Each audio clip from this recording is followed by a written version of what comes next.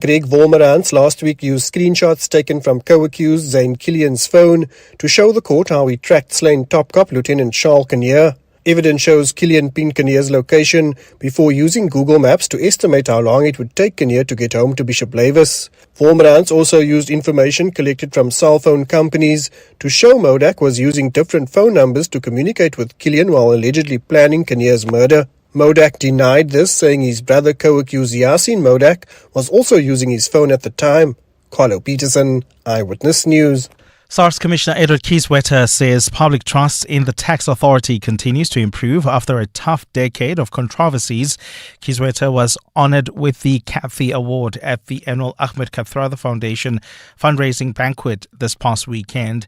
Between 2014 and 2019, SARS suffered major setbacks, including a decline in service, trust and performance. The tax authority was also mired by claims of political interference and allegations of corruption.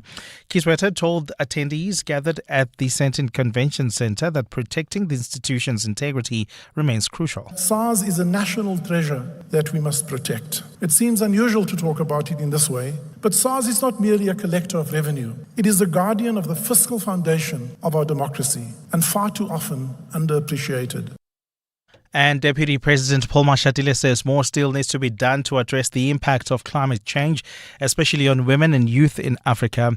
Mashatile made the calls during the opening of the 58th Plenary Assembly of the Southern African Development Community's Parliamentary Forum held in Durban yesterday.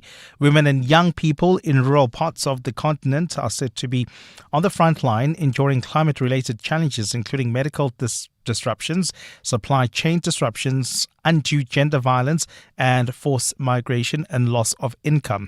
Mashatile says it's commendable that regional bloc SADC is already addressing climate challenges through policy development and capacity building. Key actions include creating climate change strategy and action plan, mainstreaming climate change into other policies, enhancing climate information services, and focusing on water resources management to build regional resilience. Gold is trading at $4,230.68 an ounce. The rand is at 17.14 to the dollar, 22.67 to the pound, 19.88 to the euro. Brent crude oil is at $63.19 a barrel. And in the traffic, we've got heavy delays on the N3 North. This is between Vincent Chabalala Road and the Baklu Interchange. Roadworks are causing these delays. There's also queuing traffic along the M1 South between Marlborough Drive and the Collett Drive exit due to more roadworks. Please be on the lookout there. A partly cloudy day in store for Gauteng with scattered showers and thunder showers expected. The temperatures will peak at highs between 16 and 26 degrees. The top story in EWN this hour. Former Ekurhuleni City Manager Imogen Mashazi will appear before the Madlanga Commission of Inquiry this morning. EWN, in touch, in tune and independent. For the latest, visit ewn.co.za or download the EWN app. You're with Clement Manyathela On 702. Let's Walk the Talk. Streaming on the Prime Media Plus app. DSTV channel 856. 92.7 and 106 FM.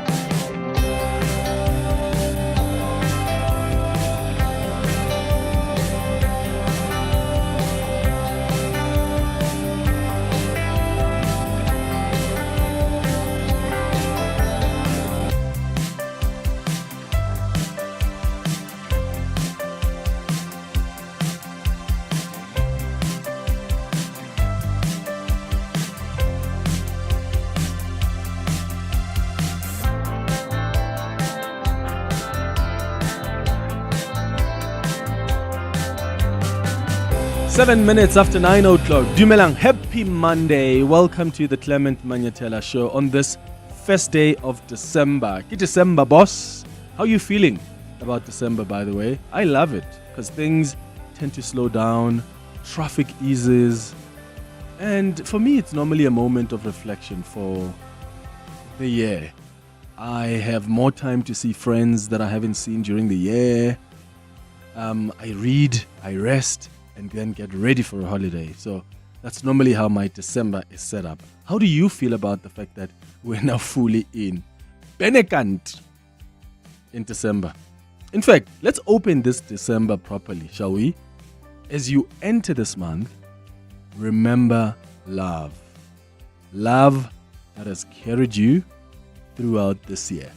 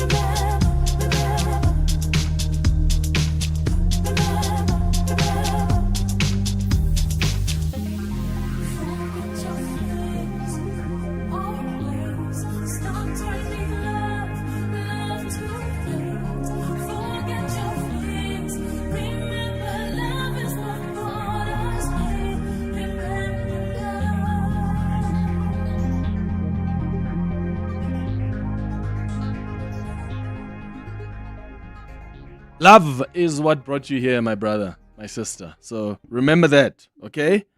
011-883-0702. Let's start the 702 open line. The WhatsApp line is 072-702-1702. So today is World AIDS Day, a day that is a reminder that while South Africa has made great strides in the fight against HIV, the battle is not over. We run the world's biggest treatment program.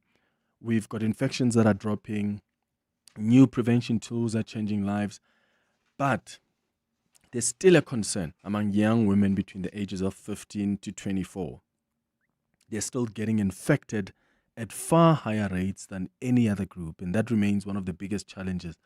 And yes, the good news is that innovation is on our side, right? We now have PrEP available as a pill and as an injection. There are new options like that long-lasting prevention drug that could be taken just twice a year. We spoke about it on our health and wellness feature. And these tools could be game changers if people know about them and they use them. But technology can only do so much if behavior doesn't change. And I was wondering this morning, do you think we're still nervous about HIV and AIDS? Like, do you think we're still terrified? Because I remember when we were growing up, we used to be so scared. Do you think people are still like scared, terrified of HIV and AIDS? Or do you think people are becoming too relaxed about HIV prevention? I mean, AIDS is no longer a death sentence. There's a lot that's evolved.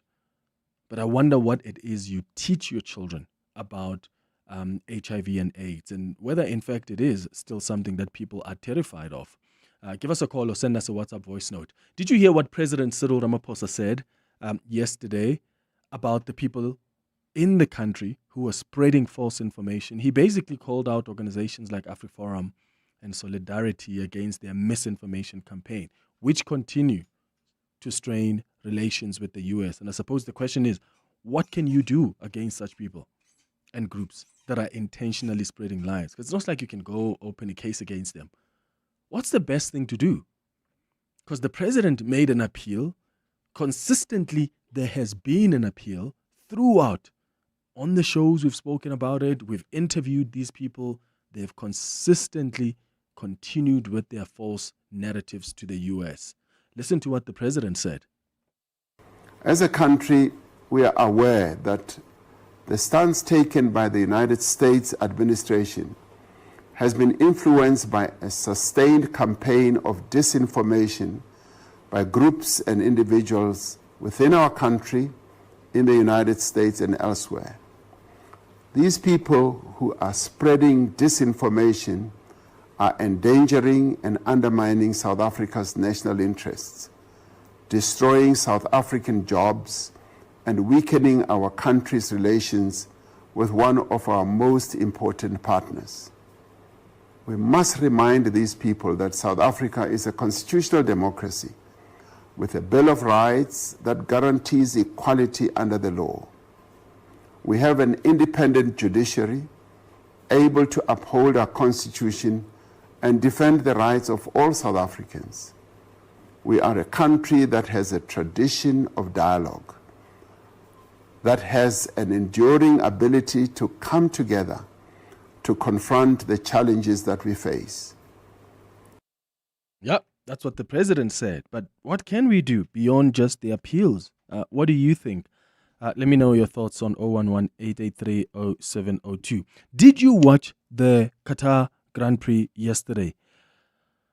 Max Verstappen won the Grand Prix. Oscar Piastri came, was it second? Wait, was it Oscar Piastri who came second or Lando Norris? Why am I getting that confused? Okay, but here's what happened yesterday at the Grand Prix. So I honestly did not think that Max Verstappen was going to move from. I mean, didn't he start? He started third, right? If I'm not mistaken, and ended up winning the Grand Prix. That is just incredible stuff.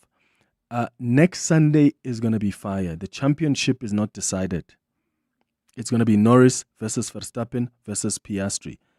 Who do you think is going to walk away with the championship this weekend in Abu Dhabi? Lando Norris sits with 408 points. Max is trailing behind with 398 points. Oscar Piastri has got 392 points. How did Max enter this championship battle?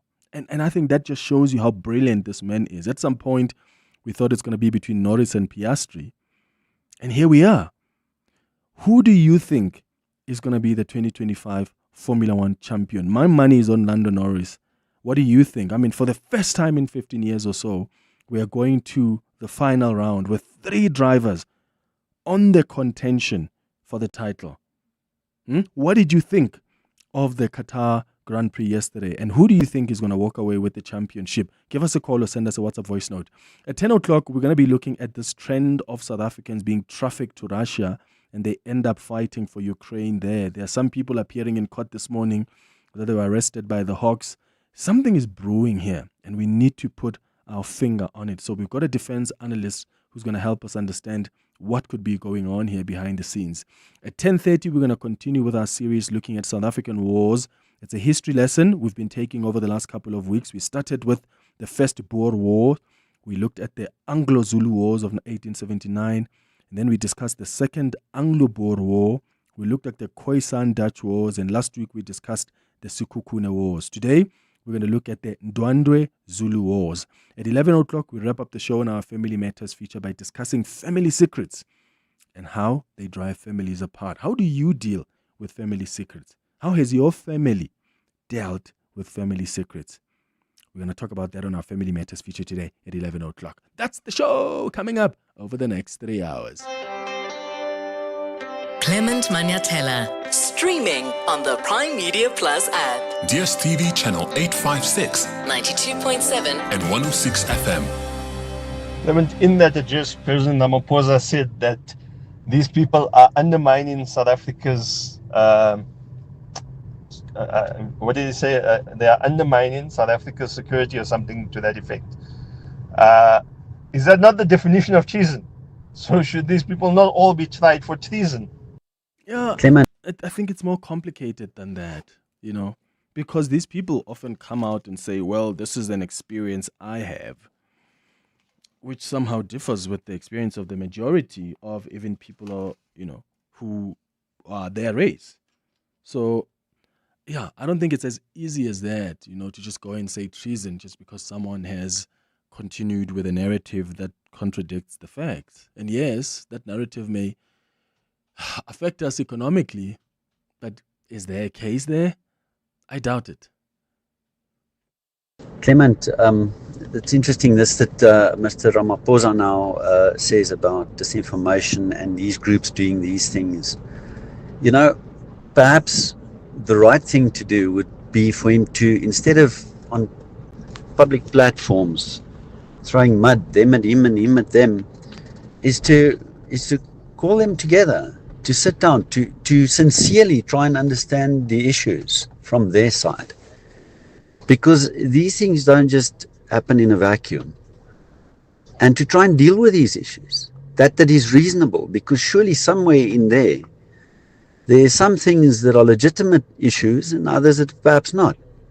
But how about just calling a meeting and sitting with these people and discussing it? Honestly, we're not going to get anywhere if they do that with the so-called disinformation, and secondly, he reacts to it the way he does.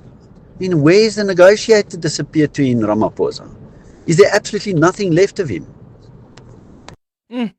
I love how because it's very telling, you're saying the so-called disinformation. So you don't believe that it is disinformation?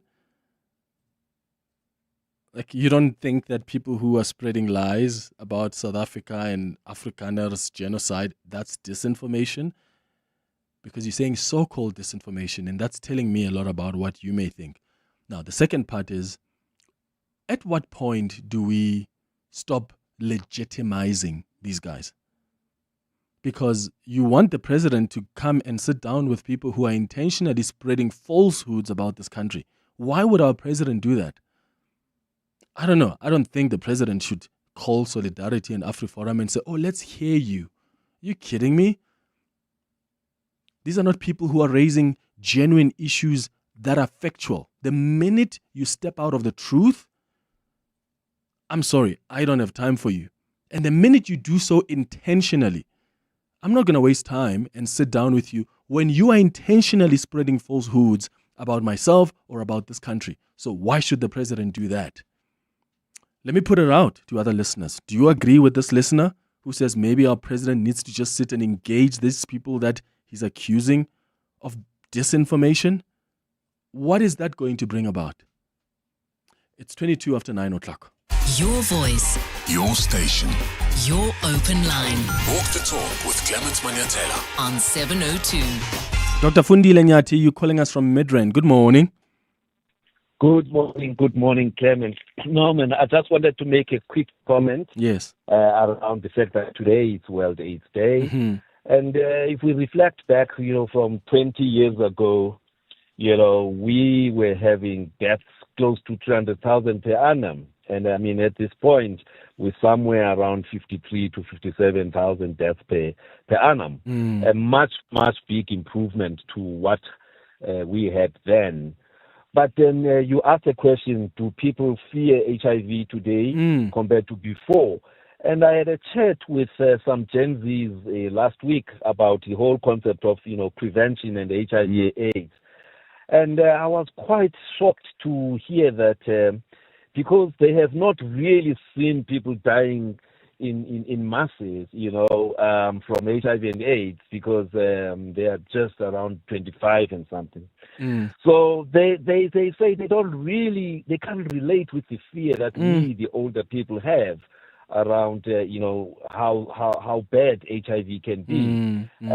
So I think the success, the advances in treatment have done good in terms of reducing deaths. But on the other hand, because of the success of treatment and then people not seeing people who are really dying from HIV, we having a problem in terms of reduction in prevention measures, despite all the arsenal that you've mentioned before of what we can do to make sure that people don't get infected. But behavior-wise, people are getting very lax, and I think it's my concern. Oh, I'm so concerned about that too, Dr. Nyati, because we remember growing up and there are people that we would see who die from HIV and AIDS, and that used to scare us. And yes, the advances are there now, and I'm worried particularly about this group of young people, 15 to 24, that are still getting infected at far higher rates. They're not scared. They're seeing these advances and they're like, well, it's no longer a death sentence. They've not even seen it as a death sentence because they grew up with the advances already there. Exactly. So I think that's my biggest worry. And I think as parents, we need to do something. But obviously the issue also of older men, intergenerational sex, with these Gen Zs and maybe even millennials, it's still something that needs to be addressed. Absolutely. Dr. Fundile Nyati in Midrand, thank you so much for your call. Tembile, you calling from Centurion. What do you want to say about Formula One? Did you enjoy the Qatari Grand Prix yesterday? Yeah, it was great, man. But, in terms of winning, Clement, I'm not a fan of Max. But I want Max to win this one. Why, Tembile? I'll tell you, my brother. McLaren is a mess. They were leading at one stage with 100 and something points. Yeah. If it wasn't for their internal squabbles between Lando and Piastri, and Piastri was performing. Yeah. What happened? All of a sudden, Piastri's car is not performing. Yeah. Exactly. It's almost like they engineered it for Lando. Exactly. And now they want this title to be handed to Lando Norris. Yeah. I'm not a fan of Max, but I want Max to take this one. He has driven very well. But Tembile, if we're being fair though, McLaren's drivers have been so competitive this entire season. They have really done well. And I think they deserve to win it. I agree 100%. But the management have messed this up for them. The internal squabbles. They should have won this title 6 or 7 races ago. They were leading. They were there. They could have won it a long time ago. True. But they're here now because of this. Tembile, I don't know how Max somehow made it as a strong contender because it was Oscar and Lando, and then suddenly, boom! This man, he's so brilliant. I don't like what happened. I have to bring up what happened to Lewis when he won his first title. But Max has proven himself that he's a good driver. Look at where he's looking now. Yeah, he has. Hey, Tembile, in Centurion, thank you so much, man, for your call. Says Max must win? I'm going to be fasting this entire week for Oscar Piastri or Lando Norris to win it. I've always been a Lando. In fact, I told Mandy Winner early this year before the season started that I'm rooting for Lando Norris.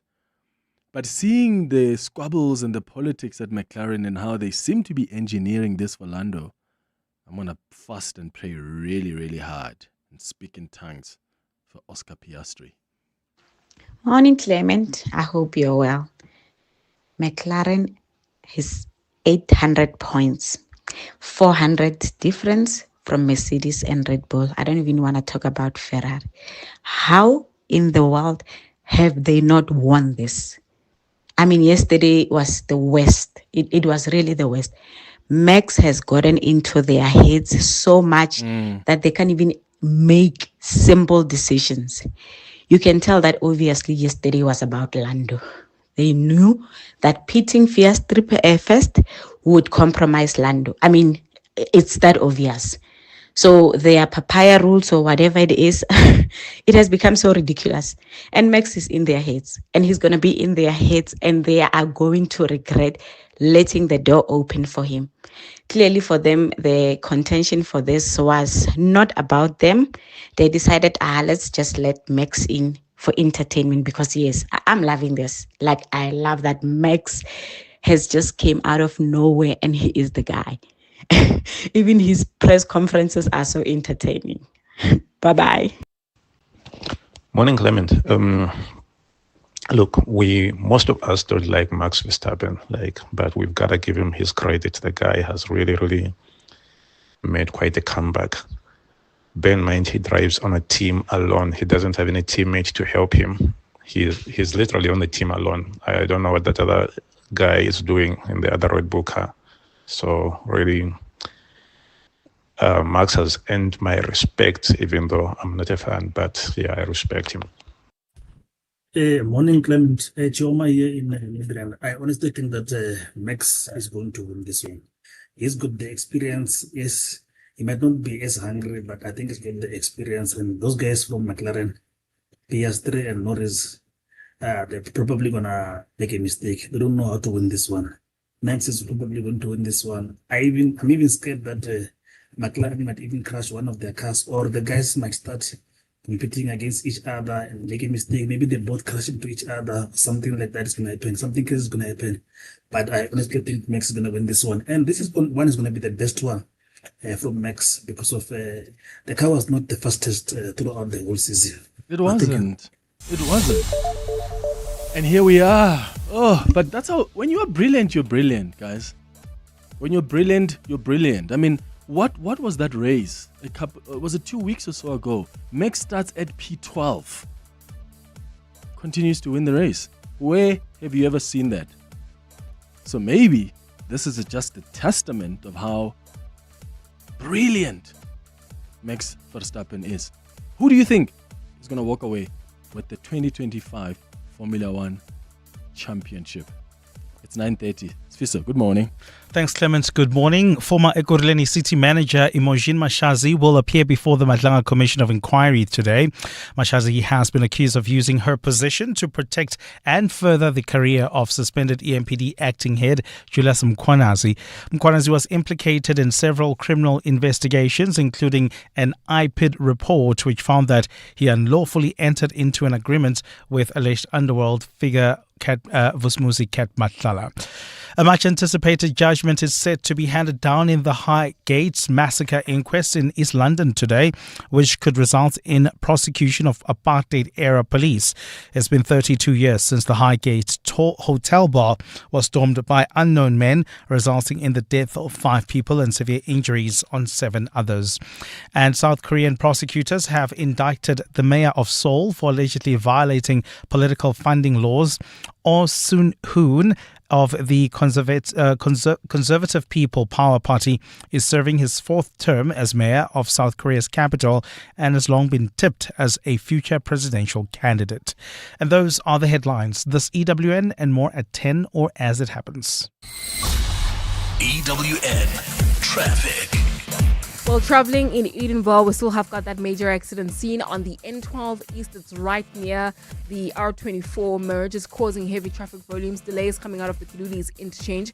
As a result, we're seeing delays on the N3 North. This is between the Elands turn off all the way towards the Kilulis interchange, and then traveling on the Makwana South, delays from Marlborough Drive to Corlett Drive. There's an accident reported between these 2 points. Please be on the lookout there. There's also a queuing traffic on the M1 North approaching Glenhove Road, while traveling in Calvin Moore roadworks are causing delays between the Vincent Chabalala Road exit and the Baklu interchange. Please be on the lookout there and expect about a 20-minute hold up, or rather use the Mark 1 North towards areas like Woodmead and Sunny Hill. More updates coming up at the top of the hour. Stay tuned. There's more EWN on air, online, and on the EWN app. Africa Milani. Weekday mornings, 4 to 6. Your thoughts and reflections on the president's address yesterday? It was a political platform that the president, took. I think it's not unexpected. He had basically won a diplomatic triumph by hosting this, particularly in the face of the U.S. boycott, and he was going to take advantage of that and tell the nation that they had done a good job. We do know that the Department of Trade, Industry and Competition continues to try and negotiate a trade agreement between the two countries. I do not follow Donald Trump on Truth Social. I must confess, I don't know if he's reacted in any way, shape or form. Africa Milani. 4 to 6 on 702. In ancient Corinth, as Alexander the Great approached the philosopher Diogenes and offered to grant him any wish, Diogenes simply replied, "Stand a little out of my sun." At Plus 94 Research, we believe in illuminating the path to informed decisions. By removing the shadows of uncertainty, we let the light of data-driven insights shine through. Don't let assumptions cloud your vision. Step into the light of clarity. Plus 94 Research, the science of decision-making. Some numbers bring instant stress, like a speeding fine, another petrol price hike, or that one debit order you forgot about. Again. But not all numbers bring panic. Some bring calm and actual life-saving support. With 24/7 emergency support and over 300 ambulances, ER24 is there when you need us most. Don't wait for an emergency. See it, say it, save it. 084 124. To walk the talk is to turn words into meaningful actions. And it's what we at 702 are committed to doing every day. We are also committed to following the rules set out by the Broadcasting Complaints Commission's Code of Conduct to give you balanced programming, fair comments, and accurate news. But if we stumble along the way and you feel we are not living up to the code, let us know on comment@702.co.za. And if after that you're still not happy, you can direct your complaint in writing to the Broadcasting Complaints Commission. Email bccsa@nabsa.co.za. For more, visit bccsa.co.za. Brilliant ideas are born every day across Africa, but to become breakthroughs, they need the right home, right? Wits University is answering that call with the Wits BioHub, Africa's first fully integrated bedside to bench to breakthrough campus. Catch 702 in conversation with Wits University on 702 Drive with John Pellman tomorrow as we discuss the groundbreaking Wits BioHub with Professor Glenda Gray. Tune in to learn about this 28,000 square meters of world-class science working to turn discovery into impact for good. Don't miss it on 702. Your voice. Your station. Your open line. Walk the talk with Clement Manyathela on 702. 24 minutes before 10 o'clock. This is the 702 open line. We're taking your calls on 011-883-0702 about a number of issues. It's HIV. Today is World AIDS Day, and I've been asking you if you think, are we still scared and terrified of HIV and AIDS? And maybe let me ask it around the younger generation as well. Your kids, are they scared of it? Because they grew up with the advancements. It's no longer a death sentence, so to speak, like we experienced it. How do you have conversations with your children around AIDS? I'm asking you about President Cyril Ramaphosa as well. What can be done? There's someone who suggested that because there are people spreading misinformation about this country and is continuing to cause strains with the U.S., the president needs to sit down with these guys who are intentionally spreading information they themselves know is not true. I'm saying the president must not waste his time with such people. I'm sorry. I don't know what you think. And I'm asking you about Formula One as well. Max Verstappen, Lando Norris, or Oscar Piastri? Who are you pushing for to win in Abu Dhabi this weekend? Charlotte, let's start with your call. You're calling from Pretoria. You want to talk about HIV and AIDS. Good morning, and the fear around it. Hi, Clement. How are you? Sure. I'm all right. How are you? Good, thanks. Yes, I wanted to comment and just as we are commemorating World AIDS Day, to say that I was born long time ago when obviously HIV was still a big problem in the country. So I recently got in a relationship, and during talking stage, so I said to my new partner that he needs to test for HIV and send me the results of his HIV status. And he said to me that why? So I said to him, so the worst thing that could happen to me at my age now is for me to get HIV. So I'm well informed and I've gone up. He said to me, no, getting HIV is actually not the worst thing that could happen in your life at the moment. He said to me, maybe if you get into an accident, you lose your leg or use your arm, that would be the worst thing that could happen to you, but not having HIV. So this person is in the medical field. So it got me thinking about the impact of all the strides that the government has been doing with our healthcare workers to work around this HIV thing, and the good work that they've been doing, that it's not as bad as it used to be back then. So I still held on to the fear that I had when growing up. As the doctor that called earlier said, we have seen things, so we're still scared, but the new generation haven't seen that because of all the good work that was done by the country. Remember Pamukati, Charlotte? Did you ever watch Soul City or Pamukati? Remember? Yes, so it made us very scared. It made us so scared. Like, we used to see people on Pamukati who had HIV and AIDS, and that was really scary for us, even on Soul City. So, yeah, that fear is no longer there these days. Thank you for your call, Charlotte. Hi, Clement. I don't think people are afraid of AIDS anymore, given the medical advancements that enable people to live healthy lives with HIV. I think what I find more scary is actually diabetes and cancer. I think with HIV, what people are most afraid of is the stigma attached to it. So I think the stigma is what people are more afraid of than the disease itself. Yeah, absolutely. Yelang, you are calling us from Ferndale. What do you want to say about these people who are spreading misinformation?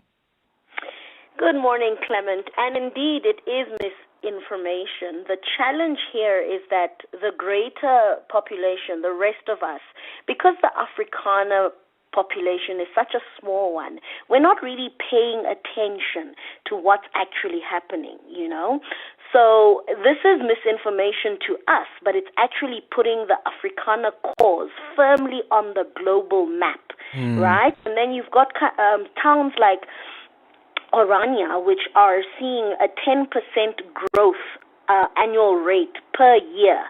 That is faster than any other town in South Africa. And you have to ask yourself, why would what we perceive as disinformation be the strategy that they're using? It's so that they put their cause at the forefront of global news. And so when South Africa grows in terms of the number of Afrikaners, it becomes easy for them to implement the 30, because there are 30 other towns like Orania planned for the country. You must just read up on how they intend to do this.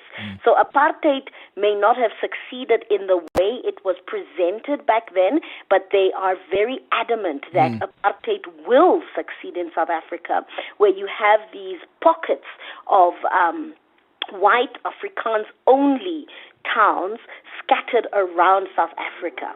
So you must always ask yourself, what is the goal? What is the end goal of everything that they have planned? Are you on a Formula One track, Yelang? Wow. Might as well turn the conversation to the phone. Right? We might as well. But good point. I hear your point. Yelang in Ferndale. Thank you so much. Cindy Lane Kagiso, what do you think? Hi.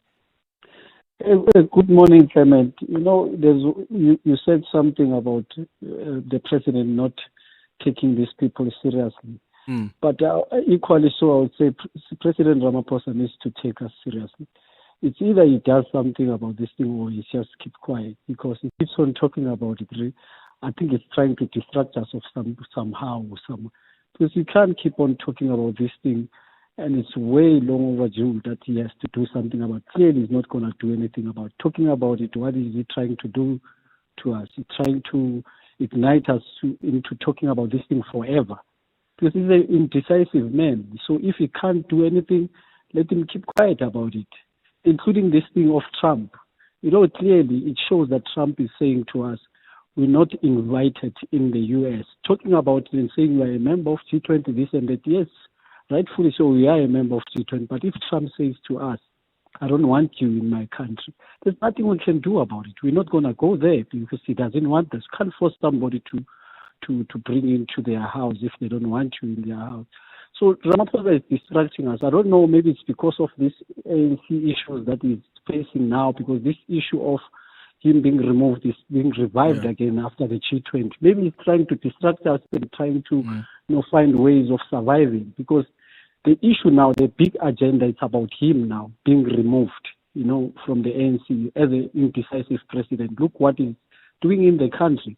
He's been associated with all these sorts of people. And funny enough, before I go, this guy, the MC, who was a Pala a DJ or something like that, he's been seen all over in Ramaphosa's events, and is a buddy of Lamola. They cycled together. Who's that? Guy is called MC something. I forgot his name.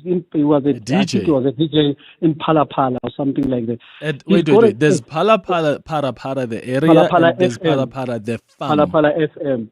Pala FM. Okay, what about him? He got a tender of 64 million and is a buddy of Ramaphosa and Lamula. Now those issues are going to come out because we're going to talk about it.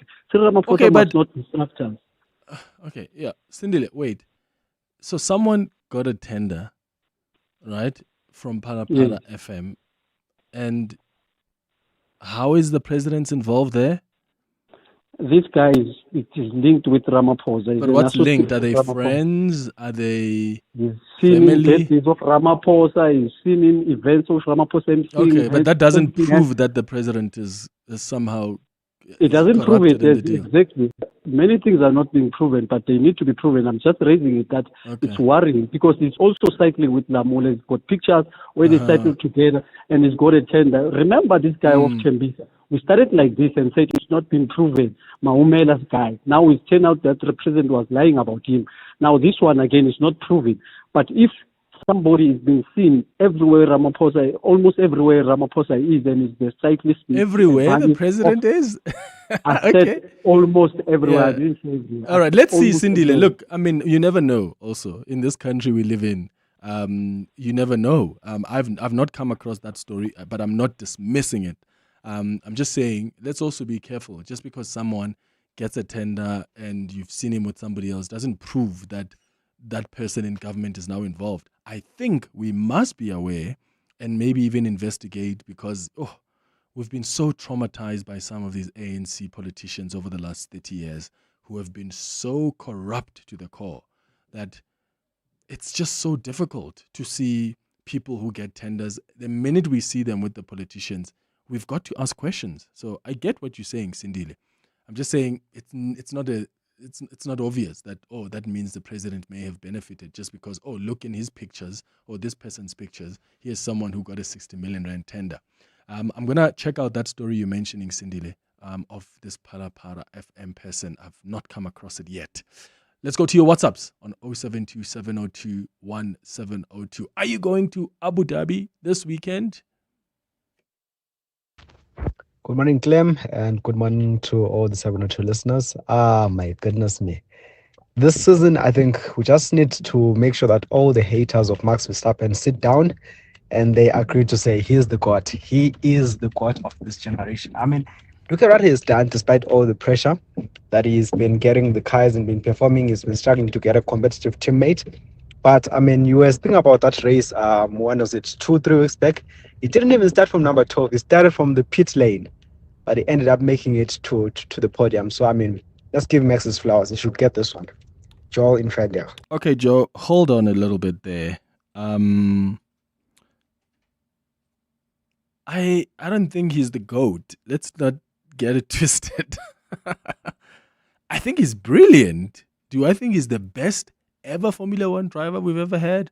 I don't think so. I think Lewis Hamilton still holds that title, at least for me, right?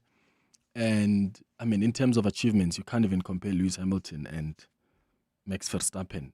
He still have a bit of a way to go before he can even catch up to what Lewis Hamilton has been able to achieve. I think so. Lewis, in my view, I think is still the GOAT. So when I say Max is brilliant, and I'm just saying that he somehow manages to get out of scenarios you never thought you'd be able to get out of. He's an aggressive driver who is so hungry for the win. But I don't think he's the GOAT. I think Lewis Hamilton is the GOAT. He's as disappointing as it's been at Ferrari with him this season. But I think he's the GOAT. Will Max Verstappen beat him and his titles at some point? Probably. Let's wait and see. But is Max Verstappen brilliant? I think so. I think he's an amazing driver. Is he the GOAT? I don't think he's there yet.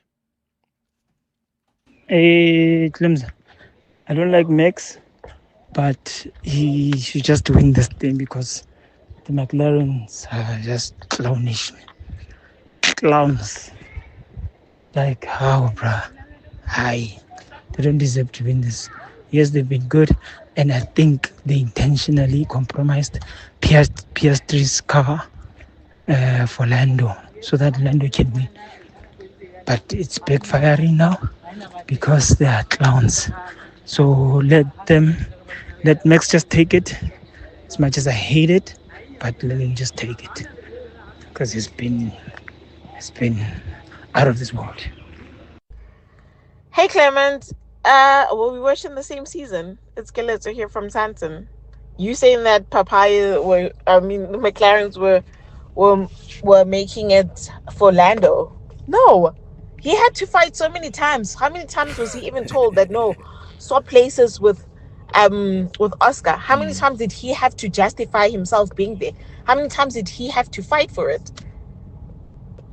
He's been hungry. Oscar's been like, oh, that talented boy who has everything, but is not hungry for it. He doesn't have that arrogance. And yes, they cooked the Max's first championship was cooked. We all there know we're not over it. And right now it feels like McLaren's isn't hungry enough to want it. They literally handing it over to Max on a silver platter. It's frustrating to watch. I mean, I support none of them, but it's frustrating to watch. I don't want to even talk about like Ferrari because we've watched the season. Yeah, don't depress us with those ones. The less said about them, the better. Look, okay, fine. I think you make a good point about how hungry Lando Norris is. I'll take that point. I think you're right. He's been hungry for this thing. He's been hungry. And with Oscar, Oscar is having fun on the track. He's very fast. He's really done really well. But I think Lando Norris is hungry for it. But I get it also. Lando Norris is the first driver for McLaren. It's with Checo. Remember Checo at Red Bull, and Max Verstappen is the first driver, and that is what it is. Right? So even in this case, something tells me that McLaren are really pushing for Lando to win this one. I don't know. It's just an instinct I have from what I'm observing. But let's see what happens. Max Verstappen is just a few points behind Lando Norris. I'm sorry. I would rather Lando wins it than Max. And not because I don't like Max, but because I think Lando Norris and Oscar Piastri have worked really hard this season to win the championship. McLaren has already won the Constructors' Championship. They've worked really hard. I think they deserve it. So, are you going to join me in prayer to make sure McLaren wins? Clement, mornings. Marcus here. Wouldn't it be interesting and perhaps some calmer if Lewis and Max collide and ruining Max's chances of winning the title this year? No. It's only a few years ago, the infamous incident where he won, perhaps illegally so, as FAA also indicated afterwards. So would be interesting. No, man, it can't is be a happening better like driver. that. He is actually driving a truck, and the other two drivers from McLaren, they're driving a better car, a far better car. Give Max the McLaren, Max would have won the championship by June. No, Now, absolutely. Lando Norris and Piastri, I don't know what's wrong with them. They're driving a far more faster car, but they can't deliver on that car. I'm just wondering if they're given that truck that Max is driving, will they be in those positions that they're in now? Max, I'm hoping that he wins, just to rub salt on the face of McLaren, because they thought they've already won both the championship, the driver one, and also the constructors. But now their drivers are not delivering. Yeah, but guys, why are we wishing they just made a mistake this weekend? Can we have some grace? Like, why are we so hard on McLaren? Like, let's have some grace. Fine, they made a mistake this weekend. How many times has Mercedes, Ferrari messed things up and we still complained, but still supported them and hoped that they win? If you are being honest, you know how much McLaren drivers have worked this year. So just because this weekend they messed things up a little bit, now they deserve to be shown flames like Max must win this? I don't know. Imagine Max collides with Lewis Hamilton. With anybody else for that matter. That would be interesting. Also with Formula One, because some people believe Formula One is so scripted. I wonder, do you understand how dramatic it would be if Max Verstappen got into an accident? And by accident, I mean just where either the brakes fail or he gets a puncture or he collides, with somebody else. That would be dramatic because people would believe that no ways. How do you neutralize things like that? And then that means Lando and Oscar will have to fight it up. Yo, that would be something else, eh? Simpiwe, you calling us from Sandton. Good morning. Good morning, Clement. Let's be honest. We have to be hard on McLaren. We have to be, because they've had the dominant car. And what they've done wrong is the papaya rule. Unfortunately, that didn't work for them. And I do foresee that now going to Abu Dhabi, they literally have to tell Oscar, you need to defend and help Norris in whatever way, because Oscar is out of the competition. So it's up to Lando and Max right now. So Oscar has to support Lando, and the papaya rules have to go out the window. Otherwise, they will literally hand it over to Max Verstappen, or we could possibly have another 2021 situation whereby somehow, by some person's intervention, Max wins. Yeah, but remember, Sipiwe, what if there's a racing incident that involves Max? The racing incident that involves Max will always have Max winning. Tell me of a time in the past 3 seasons whereby a race incident happened where Max was the one who didn't get the best out of it. For some reason, he always finds a way to take advantage of those moments. Always. And Zach Brown is not helping, because Zach Brown has shown that he supports Lando. And this is why they're in the situation, because the team principal is not the CEO. The CEO is not saying, guys, end of the day, we want the constructors and we want the championship. And you need to just choose one driver. Okay. Who's your money on? I wanted Oscar, but my money, unfortunately, you're gonna be shocked I'm gonna say this. Max is gonna win. Wow, Simpiwe. Wow. Max is gonna win. Wow. Something. What happened to you, my brother? What happened to you? Can I tell you another funny thing? Slowly, I'm falling in love with Max. Okay. This call is done. Thank you for calling. Bye. Simpiwe in Sandton, 3 minutes before 10. Fundamentally, I disagree with the listener who says that we need to negotiate with these people. I don't think we can negotiate with these people when they're driving a disinformation and misinformation campaign about the country.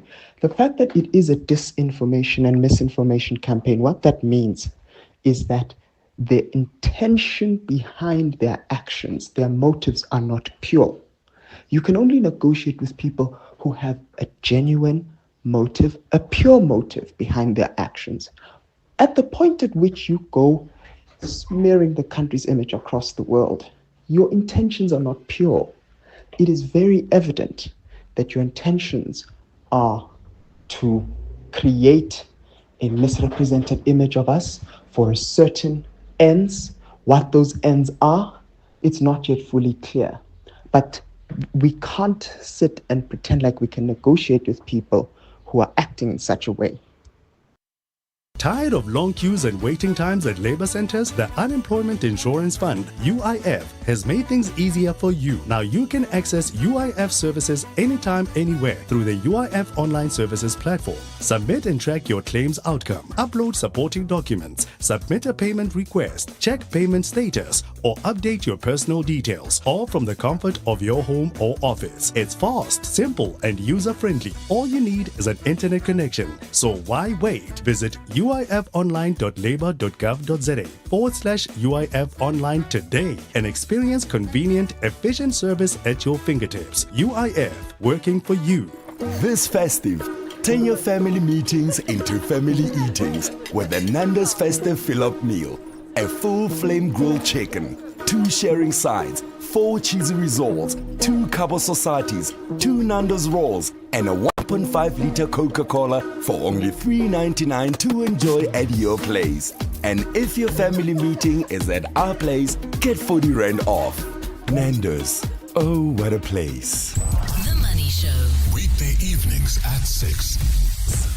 On the next Money Show, we chat financial results with Discovery Life Insurance. We have the comedian Vafa Nagari on How I Make My Money and a conversation on how South Africa retailers are rewriting the rules of play in the 7 billion rand toy shake-up. All of that and more on your next Money Show.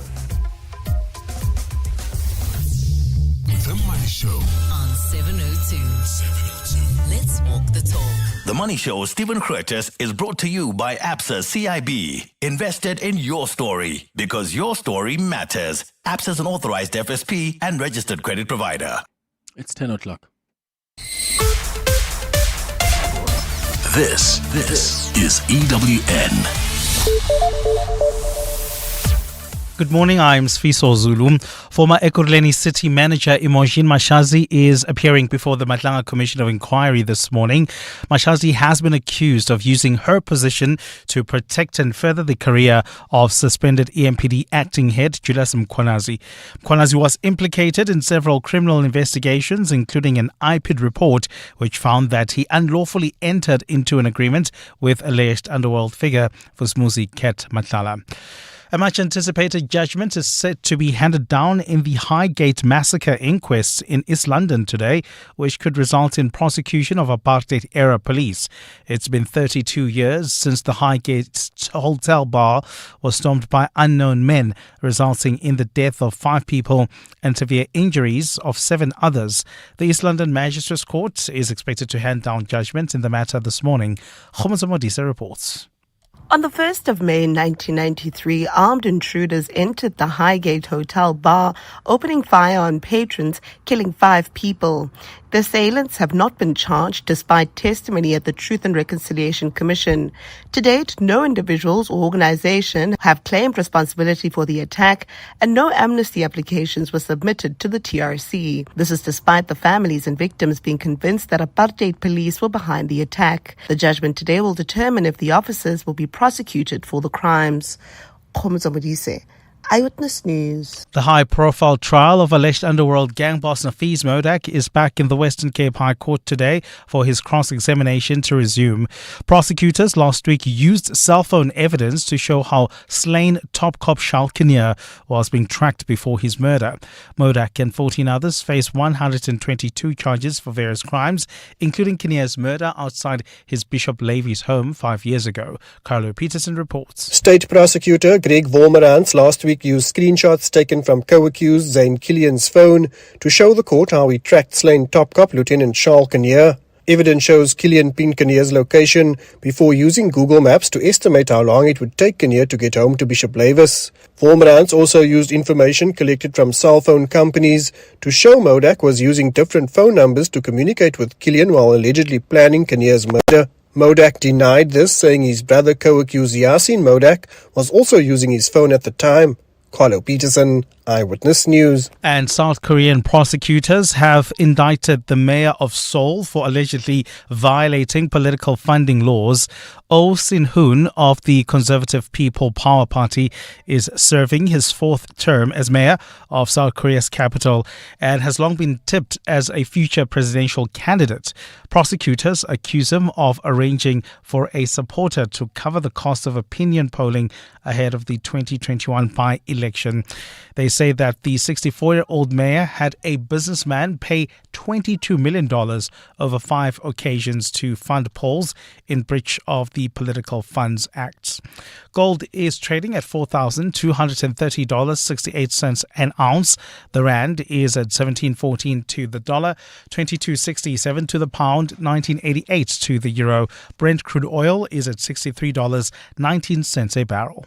And in the traffic, we've got delays on the N12 and the R24 East between the Glulis Interchange and Edenwell Road. That's due to a major accident seen there. The N3 North remains heavily backed up between the Earlands Interchange and the Glulis Interchange. While travelling on the southerly direction of this route towards the Glulis Interchange, do expect heavier traffic volumes there. There's also queuing traffic on the M1 South approaching Empire Road. This is in the Parktown area. Please be on the lookout there. A partly cloudy day in store for Gauteng with scattered showers and thunder showers expected. The temperatures will peak at highs between 16 and 26 degrees. The top story in EWN this hour. Former Ekurhuleni City Mayor Imogene Mashazi is appearing before the Madanga Commission of Inquiry this morning. EWN, in touch, in tune and independent.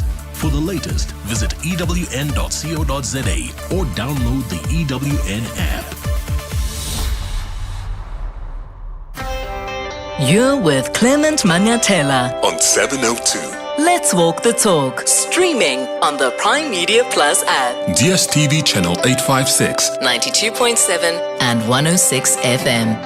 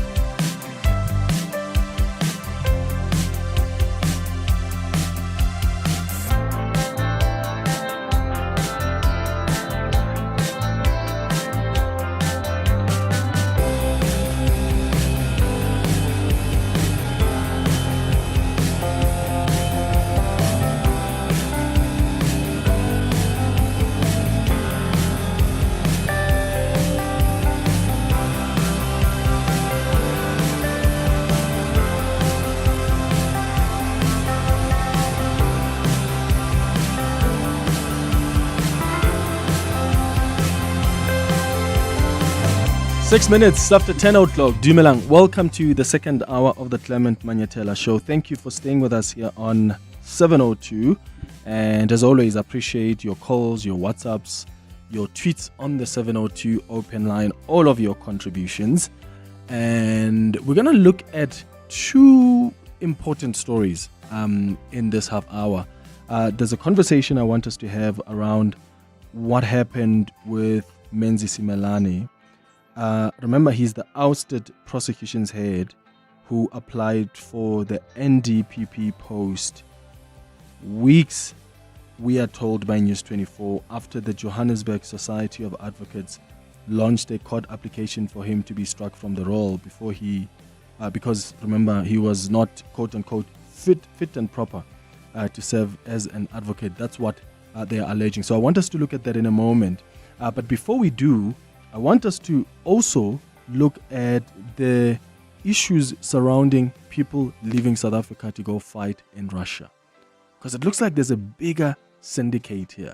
How is it that there are different people leaving the country to go to Russia under different reasons and they end up fighting in the war in Ukraine. There are some people that were arrested over the weekend that are going to be appearing in court this morning. So I do think that we need to pay close attention to what's happening in Russia. In fact, let's get straight into it. I want to bring in Kenel Katlego-Mogale, who's the Hawk spokesperson, joining us now on the line. Thank you so much for making time for us, Kenel. Good morning. Listeners. So there were, my understanding, 5 South Africans who were arrested for allegedly traveling or attempting to travel to Russia to join the Russian military. The group was taken into custody following a Hawks investigation. What more are you able to share with us? Were they transporting people there, or were they themselves going to join the Russian army? At this stage, the investigation is rather at its early infancy. What has been done was that they were prevented from going through to Russia, and from the gadgets that we have confiscated through a warrant, we were able to ascertain several other information that is pertinent to the case. Also, the fact that they apparently were facilitated to be part of these people that have gone or were going to in the front lines in Russia. So, have you uncovered some kind of a network as the Hawks here? Because it really seems like this is so coordinated. Because there are always these different groups where you find that people are being sent to Russia and they end up fighting in Ukraine. We suspect as much from the information that we got from the gadget, and we are also looking as to how is it that these people are facilitating these citizens of South Africa into war zones. We are trying very much to see also this case is also maybe has makings of being combined with the other 17 that had already left. So does this case have, now that you mentioned this other 17, does it have any link, direct or indirect, to the recent reports of the MK party members who were sent to Russia for training? At this stage, our investigation is separate from that, but we can't rule out the possibility that they might convert at some point, as we have amassed that the destination of the 5 that are appearing today in the Capitol Magistrate Court were also going to Russia. Okay, what charges are going to be facing today? We will be facing charges of contravention of the regulation of Foreign Military Assistance Act. Okay, Kenel Katlego-Mogale, thank you so much for quickly speaking to us. Apologies for the quality of that sound, but she is in court. Those 5 people that were arrested are just about to appear in court, and we ask that she speaks to us just quickly before the court proceedings resume. But they are expected to appear in court on charges under the Regulation of Foreign Military Assistance Act, which prohibits citizens from joining or assisting foreign armed forces without government authorization. What's interesting, though, is the arrests that we saw over the weekend come shortly after separate reports that members of the Umkhonto weSizwe Party's youth wing had also allegedly been sent to Russia for military-style training. And the latest case raises fresh concerns about foreign recruitment networks, the vulnerabilities among young South Africans, and the country's legal stance on serving in foreign armed forces. So we've invited Dean Wingren, who is a defense analyst, to just help us understand if there is something bigger here we should be concerned about, or these are small little separate pockets of incidents. Dean, thank you so much for making time for us. Good morning. Good morning, Clement and the listeners. How significant is it that South Africans are now being arrested for attempting to serve in the Russian military? And is that really what's going on here? Because it looks like there are separate groups getting to Russia under different guises, but it looks like ultimately the plan is to get them to end up fighting in Ukraine. Yes, that's precisely it. And it certainly should be a concern, not only to us as South Africans, but to as citizens of Africa as well. Because it's not only South Africans that are being targeted.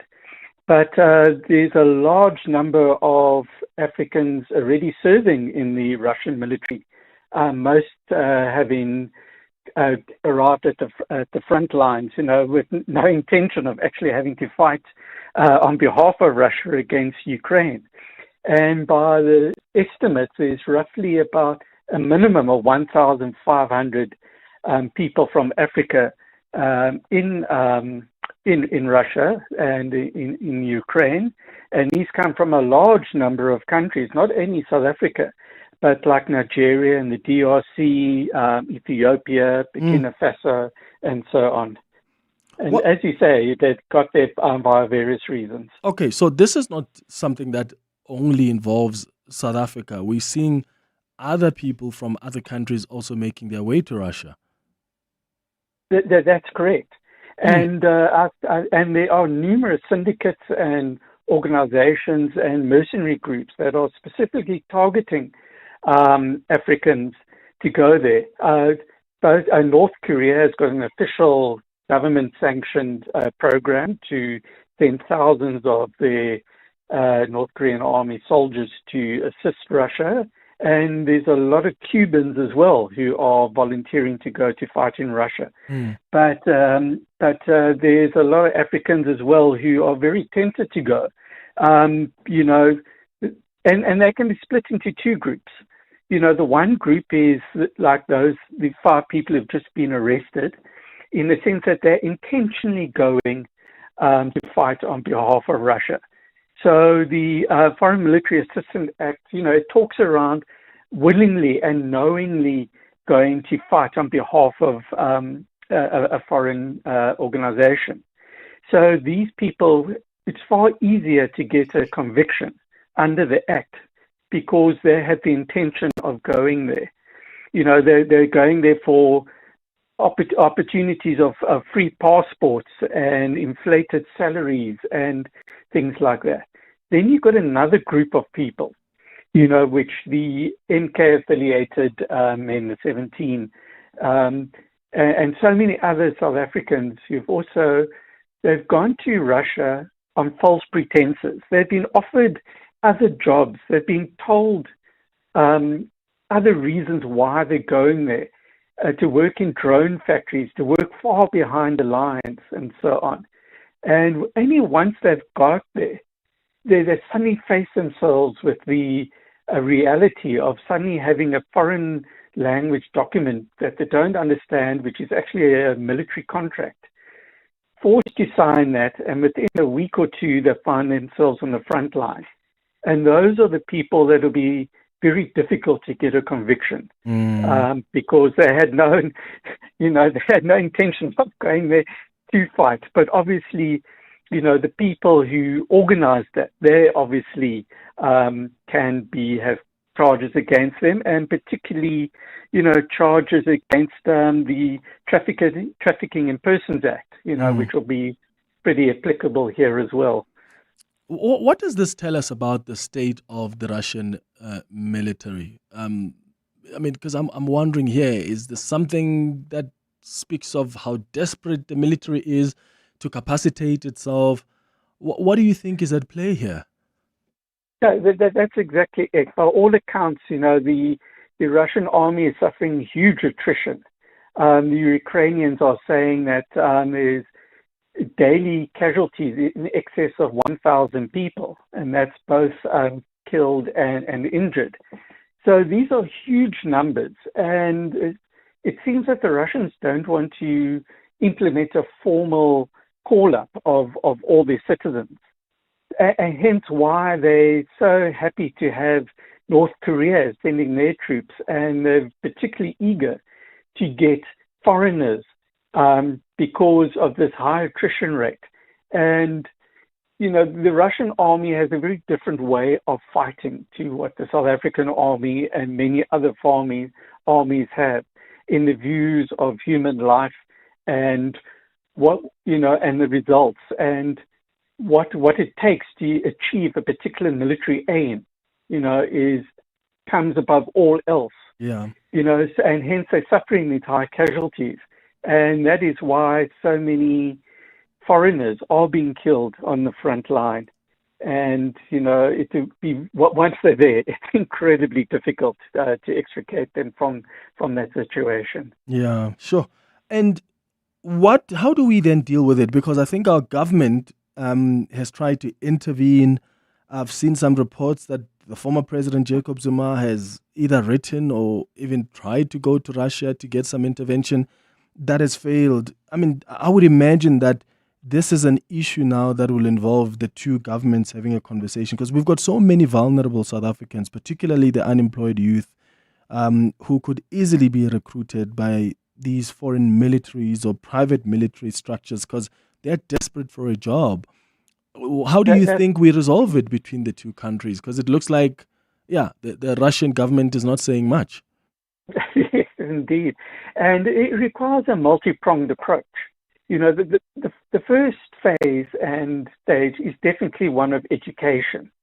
There's been news articles for the last year or two indicating, and advising and warning people that, there are these fake job ads, there are these scams, there are these, on the face of it, legitimate opportunities of going to Russia.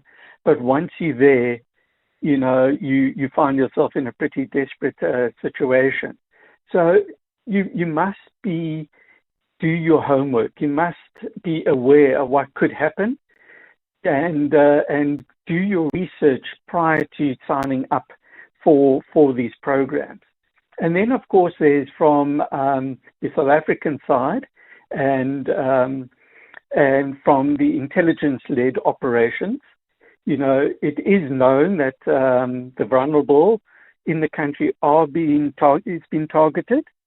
And so we've seen there have been people going to Russia already. So they must be proactive in following up. But there's just so many different organizations and groups of people, both within South Africa and internationally, targeting our citizens, that it's quite a difficult job to actually focus and home in on particular named suspects, and all credit to the Hawks and the intelligence services for actually apprehending these 5 individuals on Friday evening before they could leave. Yeah. But I suspect, they've missed many, many others who have previously departed South Africa. And then, of course, you've got your normal political interactions. South Africa has a good relationship with the Russian government. But, given the world of geopolitics, the South Africans serving in the Russian army is a minute drop in the overall things that are occupying the Russian politicians and military's mind, and there's not a single database that they could go to say, oh, this name, okay, they're in this location, and we can quickly extract them. Yeah. Dean, thank you so much for making time for us. Dean Wingren is a defense analyst, just helping us understand what is going on. We're hearing a lot of stories now about people leaving South Africa to head to Russia. Some of them are aware what they're getting themselves into, but there are others that are simply not, and they're being sent there under false guise, and they realize when they get there, they're told to sign forms that are in Russian. They don't even understand. The next thing, they're on the front lines, fighting together with the Russian army. It's 21 after 10. You're with Clement Manyathela. 702. So another story that I want us to pay close attention to is around the job for the next NDPP. We spoke about this a little bit on Friday, that there are some people that just simply are not taking the job, right? They're out of the 32 candidates, I think there are about 6 that are not even shortlisted, but they're the 6 that just meet the minimum requirements. And guess who's one of the people that meet the minimum requirements? Well, it's the ousted prosecution's head, Menzi Melane. He has applied for the job of the National Director of Public Prosecutions, and this happens just weeks after the Johannesburg Society of Advocates launched a court application for him to be struck from the role. They believe that he was not fit and proper to serve as an advocate. I've got Advocate Myron Durance, who is the Vice Chair of the Johannesburg Society of Advocates, joining us on the line. Advocate Durance, thank you for making time. Good morning. Thank you, Clayton. Good morning. Thank you for having me. Let's start with what the Johannesburg Society of Advocates has decided around Menzi Simelane. When was the case lodged with you guys, and was it investigated, and when? Yes, thank you, Clayton. You would recall that some years back, that Advocate Simelane was, as you said, the former Director of Public Prosecutions and was former Director General of Justice. And he appeared before the Jindwala Commission, and certain adverse findings were made against him by the Commission. The subject matters of those allegations or findings by the Jindwala Commission subsequently made its way to the Constitutional Court when I think the Democratic Alliance challenged the fitness of Advocate Simelane to hold office. The Constitutional Court, I think, confirmed those findings of the Commission, and as a result of those findings, the Johannesburg Society of Advocates instituted disciplinary proceedings against him. He was then found guilty of those allegations of bringing the profession into disrepute and therefore not fit and proper to hold office. He then appealed to the General Council of the Bar. That appeal was only finalized in 2023.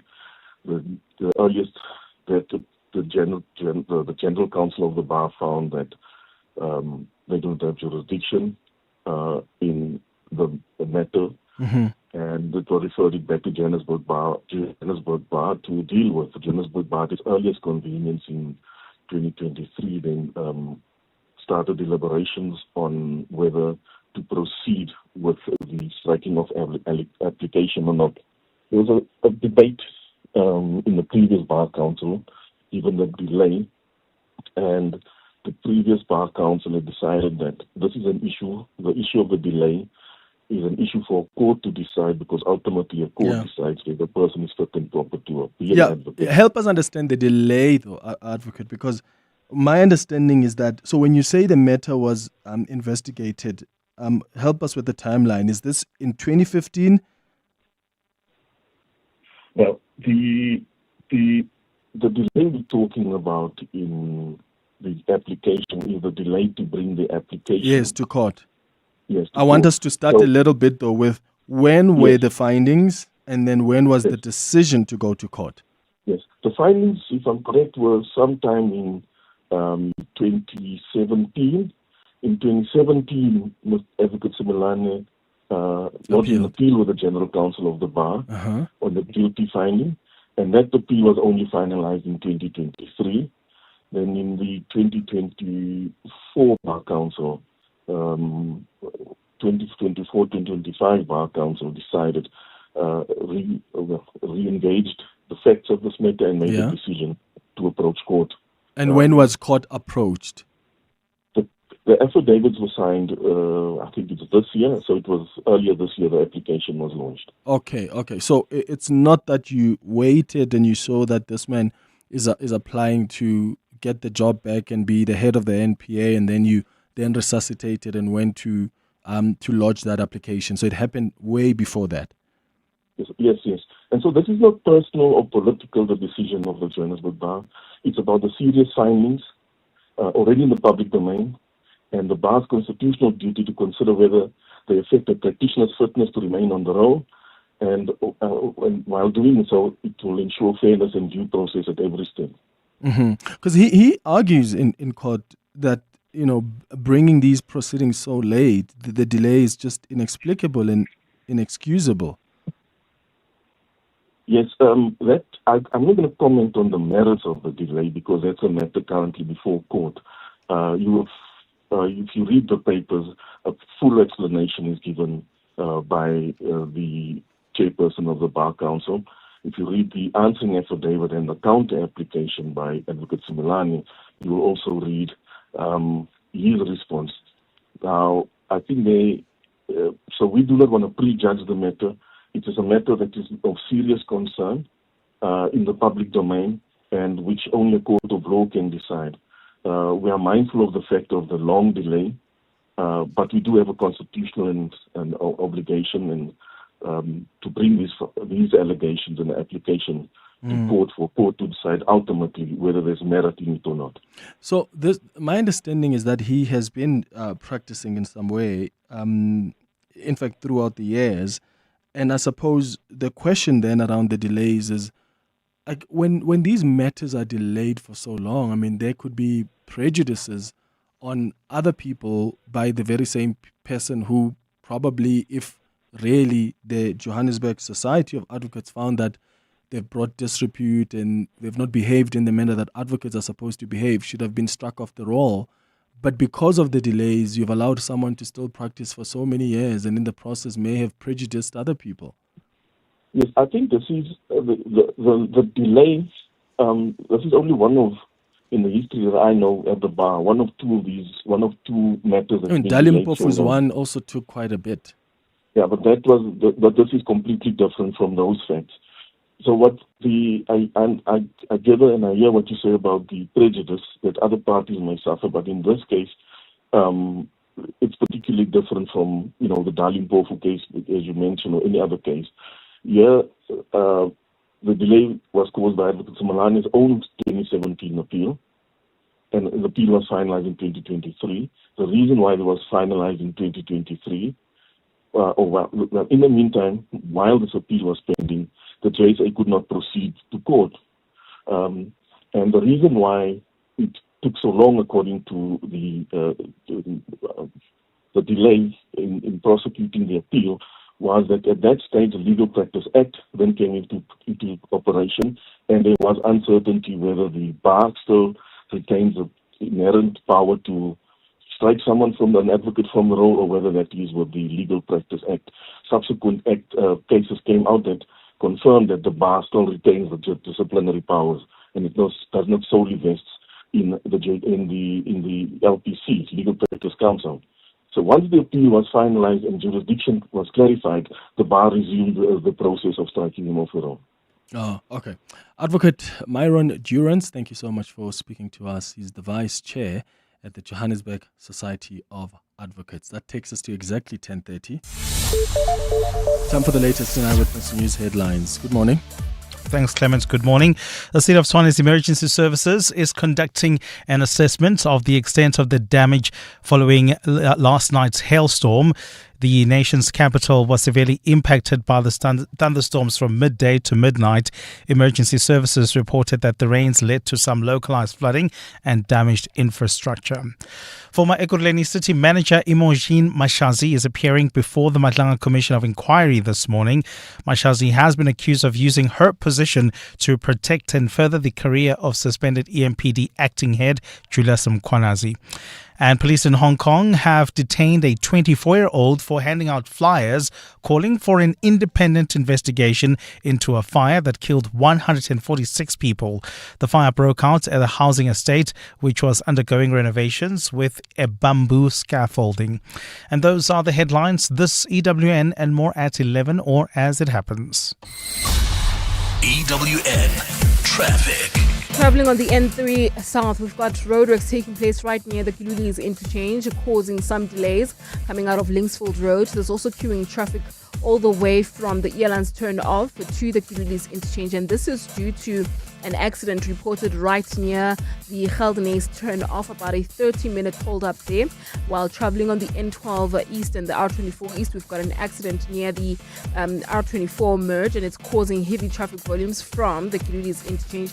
This accident happened in the early hours of this morning, and it's still there. It's really a major one, so please be on the lookout there. If you're heading towards areas like Kempton Park as well as Isando, maybe try to use the M2 or the N17 East into areas like Boxburg or even Kempton Park. And then heading towards Woodmead, we've got delays on the N3 North. This is between Vincent Chabalala Road and the Baklu interchange, and that's due to roadworks. So please approach with care or use the M1 North towards those areas. More updates coming up at the top of the hour. Stay tuned. There's more EWN on air, online, and on the EWN app. Part of the 702 family. Hi 702 lenders, my name is Karabo Siputi from Johannesburg. I'm a regular 702 listener. I find it very informative, from breaking news to current news, travel, entertainment. I'm always going to listen to 702 for as long as I'm here. And yeah, keep up the good work and keep informing us and empowering us with all the knowledge. Welcome to our 702 family. Let's walk the talk. Need some extra cash for all the presents on your gift list? Well, Outrance could have some awesome savings or cash for you. Get a quote today. And if Outrance can't beat your car insurance premium, ask them for 500 Rand in cash. Make that 1,500 Rand cash if you've been claim free and with the same insurer for 3 years. Get festive savings or cash. SMS out to 45142. That's out to 45142. A licensed insurer and FSP. T's and C's online. Kick off to glory with Hollywood Bets and Asi Shege. Be in the game. Go full speed ahead with the epic competition. You stand to win a share of 4 million Rand in cash and prizes, including an all-new Toyota Corolla Cross. Bet 10 Rand or more on any soccer fixture or fixtures online or at your nearest branch. Live life in the fast lane. Bet now for your chance to score. T's and C's apply. Hollywood Sportsbook is a licensed betting operator. No persons under the age of 18 years are permitted to gamble. Winners know when to stop. South African Responsible Gambling Foundation toll-free counselling line 0800 006 008 or WhatsApp help to 076 675 0710. 702 was in conversation with Momentum on The Money Show with Stephen Frutis, discussing the power of focus and the science of success. I think it's a test that most people would benefit from because, when I did the test, I kind of knew how, my relationship with money, but also it clearly stated that I wasn't scared of taking risks and making moves in business. But at the same time, I also had a real fear of kind of, I guess, running out of money or not being able to support my family. And that in the back of my head, whenever I do something, I guess the older you get, the less you're inclined to take risks. And I guess at the end of the day, what I learned from the test is, yes, I am a risk taker, but I'm also conservative and it's more calculated risks than just wild risks. Visit momentum.co.za for more info. Momentum, your journey to success. Momentum is an authorized financial services and registered credit provider. 702. The Clement Manyathela Show. Let's walk the talk. 25 minutes before 11 o'clock. I've really enjoyed the history lessons we've been getting over the last couple of weeks on our series that we do every single Monday around this time, where we look at South African wars. It's been a fascinating history lesson. We started with the first Boer War. We then looked at the Anglo-Zulu War of 1879, and then we discussed the second Anglo-Boer War. We looked at the Khoisan Dutch Wars, and last week we focused on the Sekhukhune Wars. Today, we're looking at the Ndwandwe Zulu Wars. These were a series of intense conflicts in the early 1800s that played a crucial role in the rise of the Zulu kingdom under King Shaka, and also marked the decline of the once dominant Ndwandwe under Chief Zwide Kalanga. And when you look at these wars, you see how they were far more than military confrontations. They were moments of profound transformation, and I think they altered settlement patterns, pushed entire communities into migration, but also heavily influenced the formation of new states beyond the borders of present-day South Africa. We've got Professor Musa Xulu, who is a cultural expert, who's going to guide us through this conversation as we learn more about the Ndwandwe Zulu Wars. Prof, thank you so much for making time for us. Good morning. Good morning, and thank you very much, my brother, for inviting me, and good morning to your listeners. Can you briefly first explain to us who the Ndwandwes and the Zulus were before the wars began? Well, the Zulus were a clan, really, situated in the valley of Makosini, which is around Ulundi. Very small, one of the smallest of the clans at that time. That is before 1816. The dominant ones were the Mtetwa, around Richards Bay, Mpangeni, and then, of course, the Ndwandwe around Nongoma. You remember when the car number plates, before they were changed in KZN to what it is now, it was NND and Natal Ndwandwe. The site of Nongoma town itself is where the big palace of King Zwide was situated. And then, of course, there were others, the Hlubis, which were never defeated, and they claim even today that their kingdom is not really part of the Zulu kingdom. And many others to the west of Nongoma were the Kumalo of Mzilikazi Kamashobane. Our own kingdom, the Zulu kingdom, was around the Melmoth area, and in what now, because Shaka then defeated us and took our land and gave it to the Biela.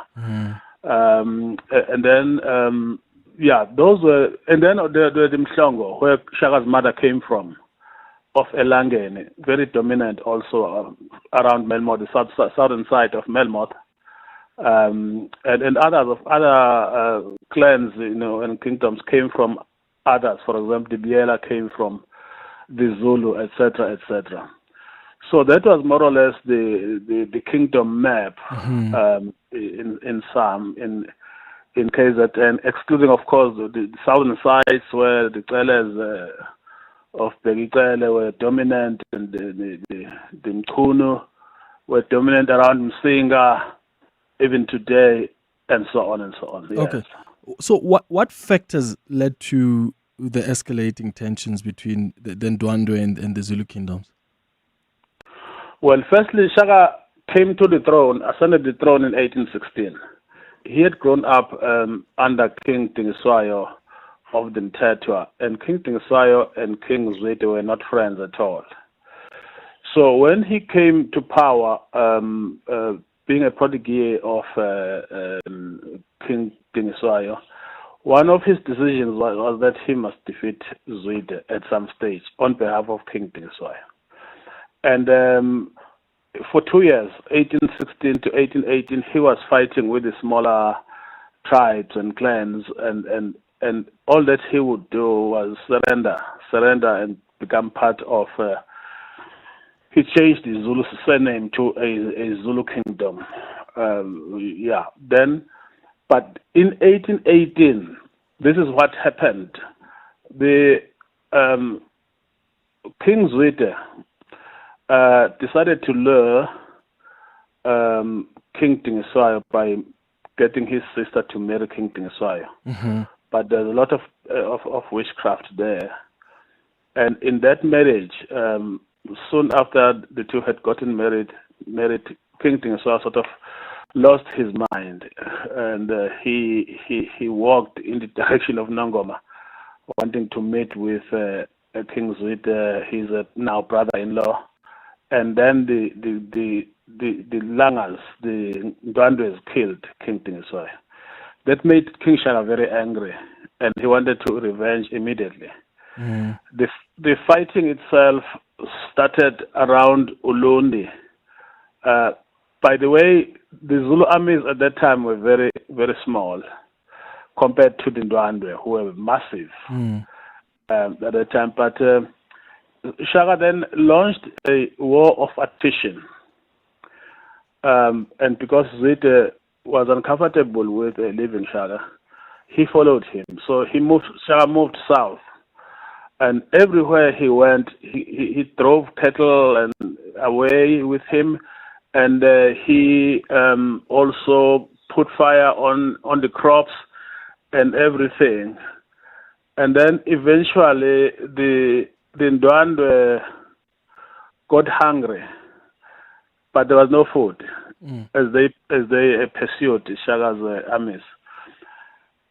Came to Mhlatuze River, where eventually the Zulus were able to defeat them at night. As the Ndwandwes were very hungry and sleeping, so in the open, and then they were defeated. And then what they did, the Shaka army took on the attire of the Ndwandwe Amabuto, put it on, and started singing the songs of Ndwandwe as they went to Nongoma now. Mm. So when they approached Nongoma, Zwide was dancing and saying, "Why? Eventually, we defeated them." And as they entered the Zwide palace, the Nongoma palace, he saw that no, these were Zulus, and then that's where he basically had to flee. So it was very dramatic. Okay. But after that defeating Zwide, Shaka did not immediately move to Nongoma. I think the Zulu kingdom, royal family moving to Nongoma started only with King Dino Zulu after the 1879 Anglo-Zulu War. Mm-hmm. Yeah. So, I mean, we talk about these key role players, and I wonder how significant their leadership was. Maybe you can talk to us about that, the role that the leadership of Shaka on the one side and of Zwide on the other side play in shaping the outcomes of these wars. Well, Shaka was more of a war tactician and a strategist. I think some of the ways of fighting that he had adopted had never been seen. For example, before Shaka came, clans would quarrel and decide on a date sometime in the future to meet and fight. Mm. And they would throw long spears, and if one group went out of spears, then it would say peace, and then they sit down and start drinking together once more. Shaka came with a short spear. The short spear where I remember in the first battle with the Buthelezi of Prince Mangosuthu Buthelezi, they were not aware that Shaka had changed the strategies. So they threw all their long spears, and then Shaka's troops were just looking at them. And after they, of course, they ran out of spears, then the Shaka warriors started advancing, and they then defeated them. So the strategies of Shaka was clear that he wanted to build a bigger kingdom in the region, whereas Zwide was, I think, satisfied with the kind of power that he had. And he was basically king of many people of his own clan, but also the Mngangos and a few other surnames of the time. He spread towards from Nongoma to Pongola, to Vryheid, and of course to around Lund and so on, down to the sea. So that when he was defeated, there was a lot of fleeing. Mzilikazi Kamashoban of the Kumalo fled and landed up in Zimbabwe, Matabele land. Others fled to as far as Zambia, who had been under King Zwide. So Shangane fled, and he was in Ndwandwe, fled to as far as Mozambique, where he established the Gaza Kingdom. Zwangendaba of the jail, who had also been under Zwide, fled to Malawi and southern Tanzania, and they still call themselves Ngoni even today, those people. They long very much to come back, and they have maintained some of the cultural practices of the kingdom. For example, the first fruit ceremony, and also they dress almost exactly like the warriors of that time when they're in these ceremonies. Sure. Yeah, that's fascinating, and I want us to talk in a moment, and I'm glad you touch on the issue of migration, because of course these Ndwandwe Zulu wars influenced, not just these clan structures, but migrations and community identities in the region, and we'll speak more about that in a moment. I want to take some WhatsApp voice notes on 072-702-1702. Good morning, Clement. This is Kabele from Pretoria. I would like you to ask Professor Xulu that during the period under discussion, what was the common language amongst the clans? Was it isiZulu as we know it today, or was it different? And then if it wasn't isiZulu, what was it? What were the different languages called? Or the common language, what was it? isiZulu, was it called something else? Oh, thank you. Great question there. Professor Xulu? No, they were more known as Nguni. Bengone, and the language was called Isingoni or Isintu. You must remember that even today, what we call Zulu now, which I think was consolidated eventually by the schooling system, but it's a very much regionally based language, and you'll find that there are terms and so on that you find among the Mtetwa, for example, that you'll not find among the Zulu at Nongoma or any other. But it was generally differences were like you'll find between isiZulu of today and isiXhosa, for example, which are very close. So they were Nguni languages. That's why he wanted to unite all of them, because Shaka was motivated by the fact that actually linguistically they seem to be talking the same language, and some of the cultural practices were actually the same. And that's what motivated him. That's why he never attacked Basotho, for example, Moshweshwe. He never attacked anyone who did not speak the Nguni language at that time, because he was clear that he wanted to unite these people into something bigger. He had also been told that the whites are coming, and therefore he needed these people to be together so that, in his own thinking, the whites would arrive and start attacking while he was still king. But unfortunately, it happened differently. The whites only came in 1824, and those were traders. But then a couple of years later, they came attacking, as he had seen it coming. Okay. So what else was able to be influenced by these Ndwandwe Zulu wars? You spoke of migration. Were there clan structures, community identities in the region that were also influenced?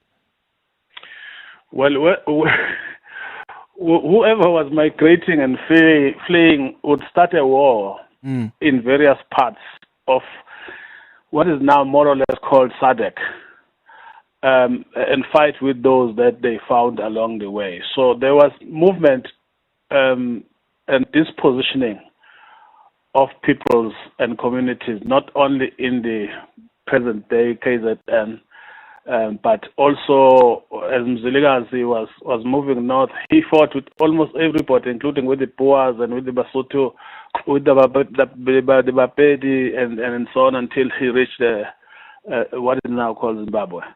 So there was a lot of movement. Its historical name is called Mfekane, Tifakane, where the entirety of the region became unstable for a good number of years, until the black people had a common enemy, firstly with the Boers, and then later with the English. But Shaka was also a trader, so he didn't really.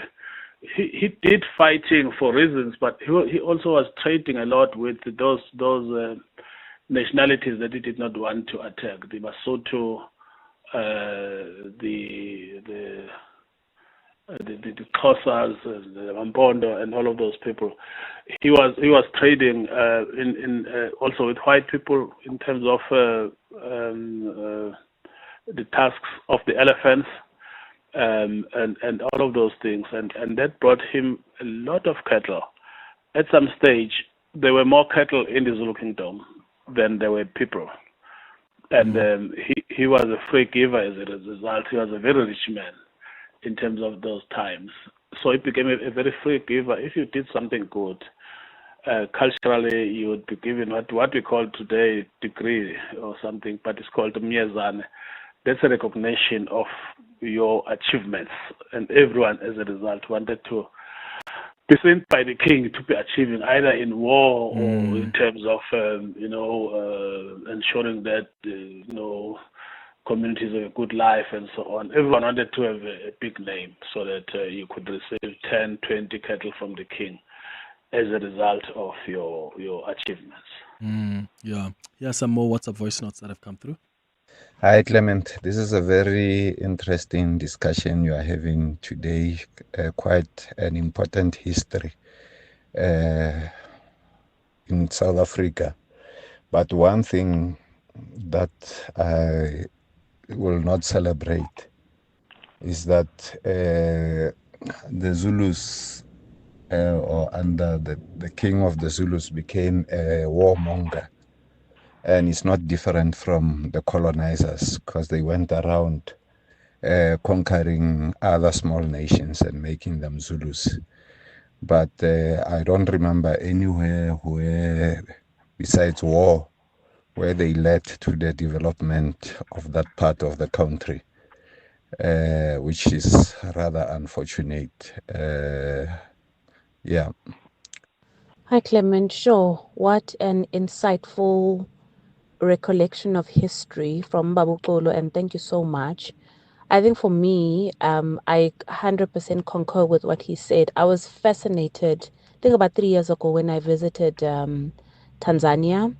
And as he said, the Ngoni people, as they call themselves, which I think is a derivative of Ngoni, they dress exactly as the Zulu warriors. And the languages, there's a lot of similarity. So they in Tanzania, they're obviously one of 600 tribes, but the fact that they've maintained the essence of the Ngoni identity. And yeah, so it's true that really our borders, the borders that were created by colonialism, they didn't exist before. And as Africans, we are, if you trace it back, we are one people at some point in time, or we have common ancestors. So thank you so much for sharing that. This is Soso and Wendy Wood. Oh yeah, absolutely. There's a book I've just finished reading.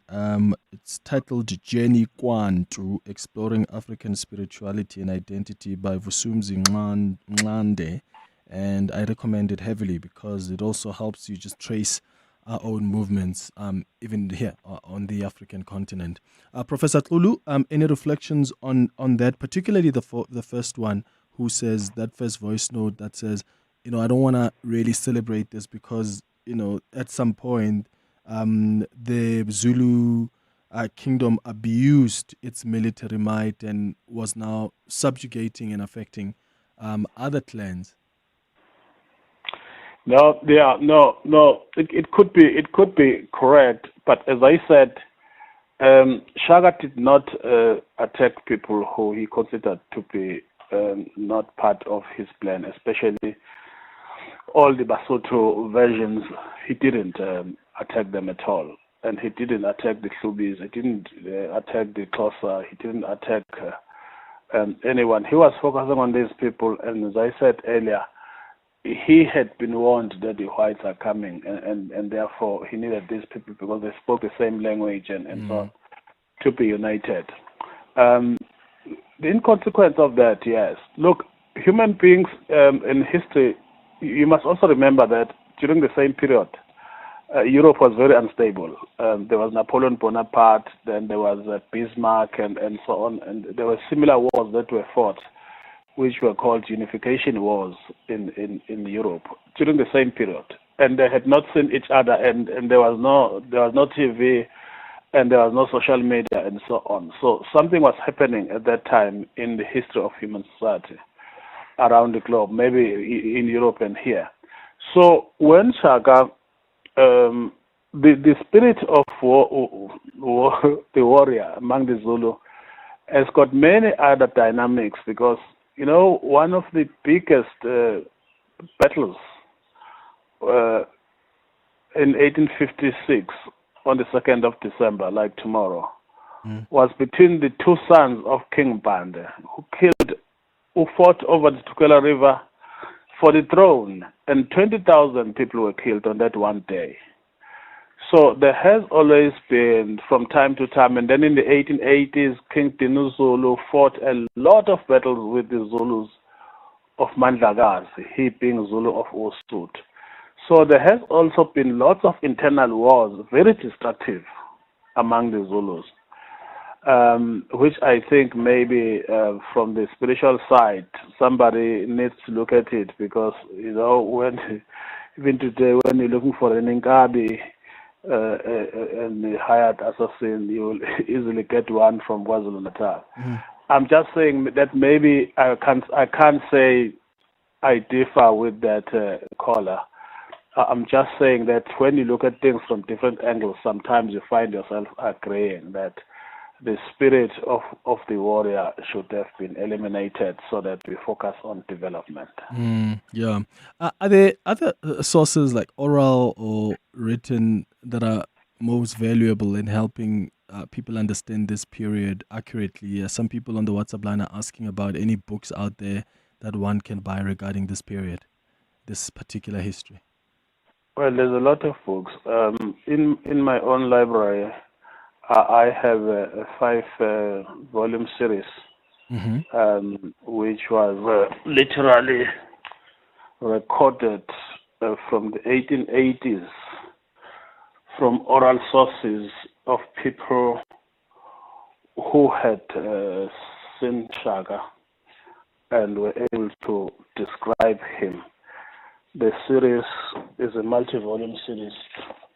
It's called James Stewart Archives. It's very informative because those are oral recordings of actual people who had seen Shaka, and some of them were there in some of these wars that he was fighting, or at least their fathers were there. And most of the history books that have been written, you can Google books on Zulu history. It's a lot. Yeah. There is some of it is published in England by the likes of Ian Knight. My own book focuses on traditional leadership, a little bit of the history, for example, of how it came about in KZN after Shaka, and then with colonization and so on. People can Google. I see another book here also that talks about the Zulu kingdom until King Zechariah. And then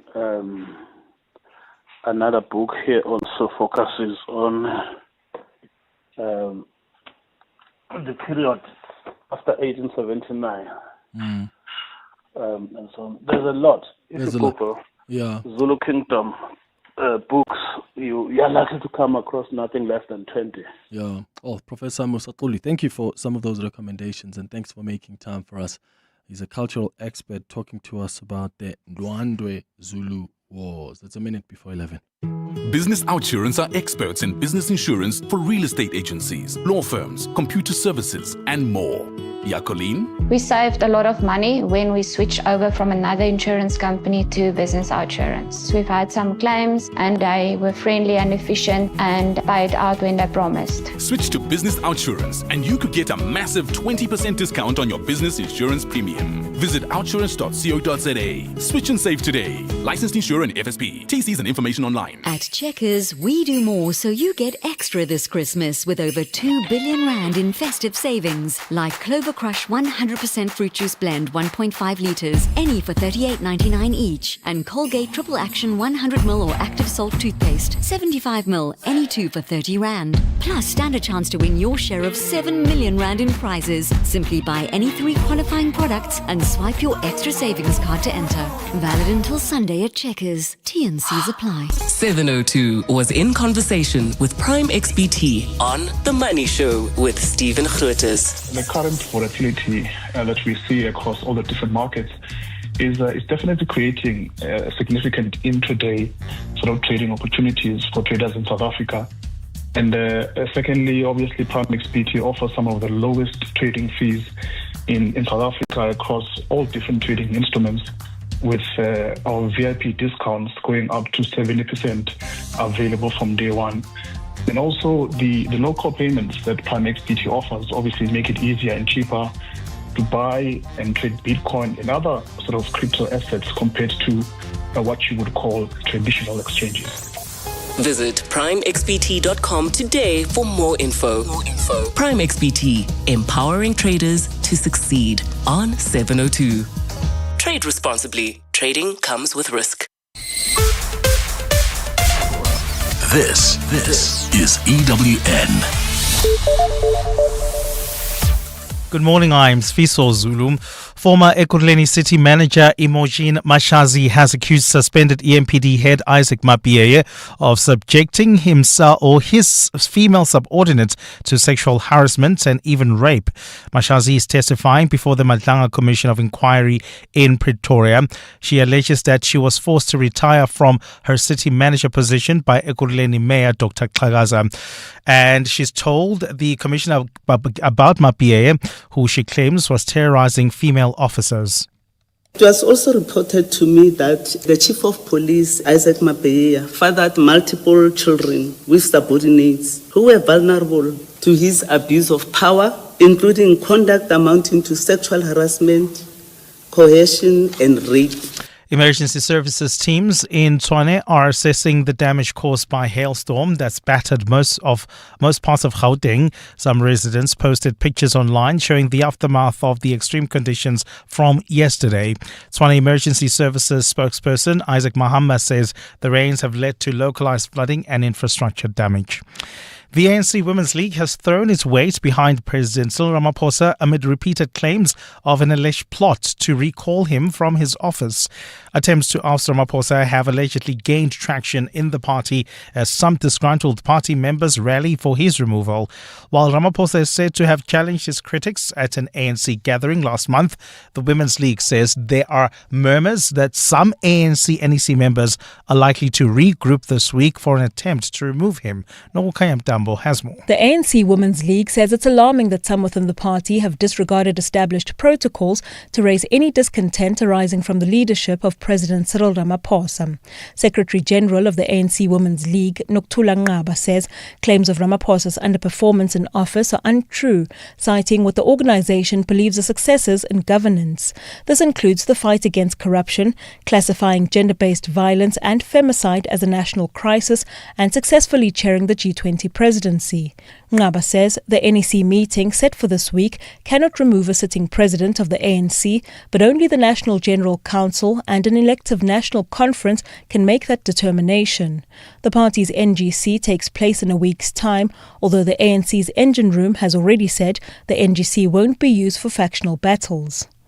Nokukhanya Mdambo, Eyewitness News. And police in Hong Kong have detained a 24-year-old for handing out flyers calling for an independent investigation into a fire that's killed 146 people. The fire broke out at a housing estate which was undergoing renovations and were using bamboo scaffolding. An anti-corruption watchdog has arrested 11 people in connection with the blaze, and 3 of them have also been arrested for manslaughter. The 24-year-old's petition called for government officials to be held accountable, an independent probe into possible corruption, and a review of construction oversight. Gold is trading at $4,241.37 an ounce. The rand is at 17.09 to the dollar, 22.59 to the pound, 19.85 to the euro. Brent crude oil is at $63.19 a barrel. And in the traffic, we've got delays on the N3 South between Illingsfield Road and the Kilulis Interchange. That's due to roadworks. There's also bumper-to-bumper traffic in Boksburg along the N17 East due to more roadworks between Rondebourne Road and Carnival City entrance. Please be on the lookout there and expect about a 15-minute hold-up. If you can, try to use the N12 East into areas like Kempton Park as well as Benoni. A partly cloudy day in store for Gauteng with scattered showers and thunder showers expected. The temperatures will peak at highs between 16 and 26 degrees. The top story in EWN this hour.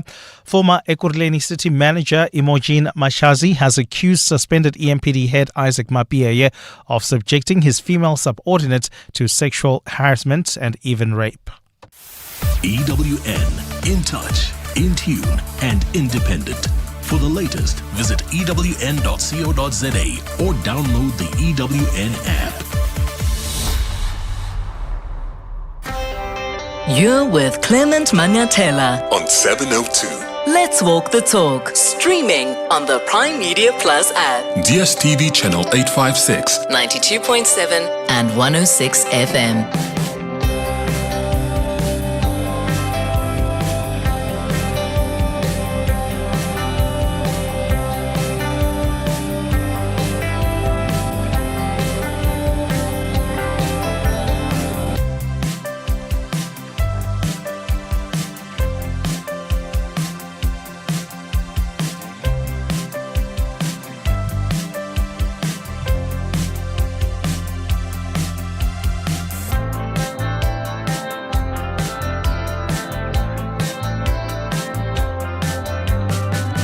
7 minutes after 11 o'clock. Dumelang. Welcome to the third and final hour of the Clement Manyathela Show. Time now for our Family Matters feature. 702. Family Matters. So, on our Family Matters feature today, we are discussing secrets and how they drive families apart. And we're talking about family secrets here. How do you deal with family secrets? How has your family dealt with family secrets? Because it's true that every family has its secrets. However, it is the content of that secret that really counts. I mean, there are small family secrets that can increase closeness, you sharing inside jokes, traditions as a family. I mean, those are different secrets, right? I'm talking more about secrets that are not rooted in joy and intimate sharing of knowledge. I mean, one of the most toxic problems confronting many families is the existence of secrets that prevent open communication. And what happens is that ultimately that leads to mental health problems for family members. There are serious health issues as well that get to be involved. But traumatic, painful, or life-changing secrets, whether it's a prison record or sexual abuse in the family or an extramarital affair, such things can really pull at the fabric of a family. And they are rooted in the shame of broken rules and taboo subjects. So I really would like you to share your own experiences of how you've dealt with secrets in your family. Because secrets are often kept to prevent embarrassment, right? There's shame that's attached to that. You're protecting maybe the family from judgment. You're protecting the family and you want them to avoid punishment. But what that happens is these issues end up leading to trust issues.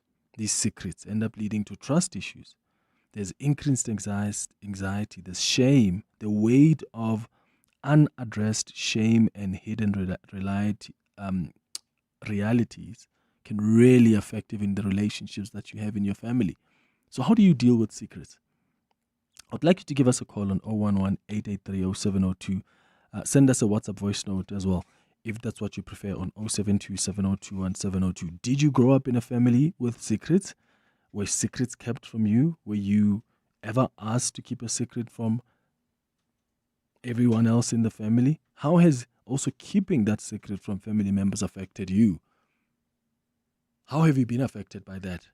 Some people find out that they've got brothers and sisters. And that happens a lot in our families, right? When there are funerals, that's where the truth emerges. Some people do that. There's some people who find out during their wedding day of certain secrets in the family.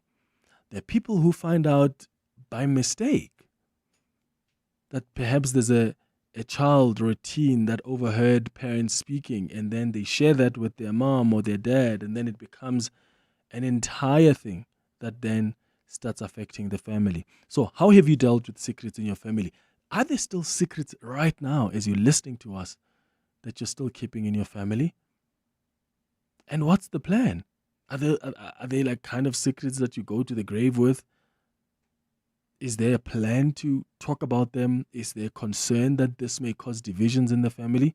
Please give us a call or send us a WhatsApp voice note. Jeannie Carvey is a clinical psychologist who's going to guide us through this important conversation. Welcome back to the show, Jeannie. Good morning. Hi, Clement. Thank you so much for having me again. Oh, secrets. Hey, what do we mean by family secrets, and why are some secrets harmless? Because there are others that are harmless, but there are others that are quite toxic. So I always say to my son, there is no such thing as a good secret. There is a difference between a secret, a surprise, and privacy. And what those have to do is to do with who has a right to know. So if something is private, other people don't have a right to know that. It doesn't directly affect them, and you have a right to keep that private. It's to do with you and yourself. or between you and one other person. You keep it private between us. But if somebody has a right to know, a responsibility around that item, and they aren't told that, then it is either a surprise in which we plan for when this person is going to find that out, and that's usually when it's a nice thing, or it's a secret, where we deliberately keep something from somebody who has a right to know that information, or would have some responsibility around that information should they be informed, and they've got a right to know about that responsibility. Yeah. And there is no such thing as a good secret. There's no such thing as a harmless secret. But then you've got families, Jeannie, that believe that withholding certain information is a form of protection. So why do families keep the secrets, and what are the motivations behind that? The motivations are always very noble, and they've got to do with our rules around shame, our rules around pain, and our rules around love. So if we have a rule that when I love you, I protect you, instead of understanding that protection is the opposite of support, then we are likely to be motivated to keep secrets that we don't think other people can handle. And of course, there's age-appropriate information of what is the person, a child, for example, age-appropriately be able to understand or comprehend, and you give them details according to their developmental age, but the reality is presented as the reality is. That's a different thing. In terms of our rules around pain, we have a rule, or we have this internalized understanding as a culture that pain is inherently bad, that pain is always destructive. But for anybody that ever goes to gym or, does long distance running or something, we know that pain can also be very constructive when it is managed effectively. So pain is not inherently bad, but we try to keep pain away at all costs. It's a big part of our culture: painkillers, pain management, and the pursuit of the lack of pain.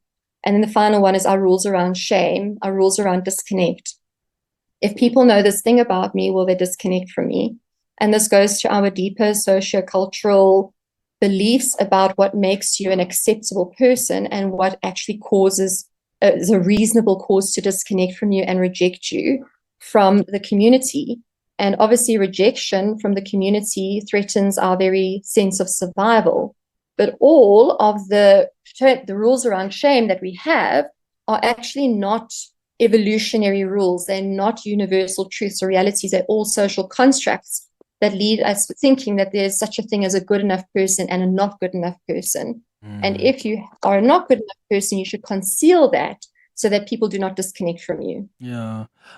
From your experience, Jeannie, what types of secrets, family secrets, tend to cause the most long-term damage? I'm just thinking here at the top of my mind, when we have conversations like this, you've got people who call you and tell you that, well, I didn't know that my husband or my wife had a child when we met. They just never mentioned it to me until much later on that is revealed, or at the funeral, or there's another family somewhere else. Like you find out that, your spouse has actually been having another family somewhere else because they've migrated to a city to work. They live with you there, but actually they come from home where they've got children, and a spouse. And another one that's been, I've heard it several times on the show, is people who've called and said, my partner didn't tell me that they were HIV positive, and we just continued as if nothing happened. And that's when it was revealed, when this and this happened. And I often wonder, how do you start building again with someone who has betrayed you at that level and kept such important information from you? So do you know of family secrets that often tend to cause the most long-term damage in your experience? So the ones that cause the most damage are the ones that that challenge a person's sense of identity.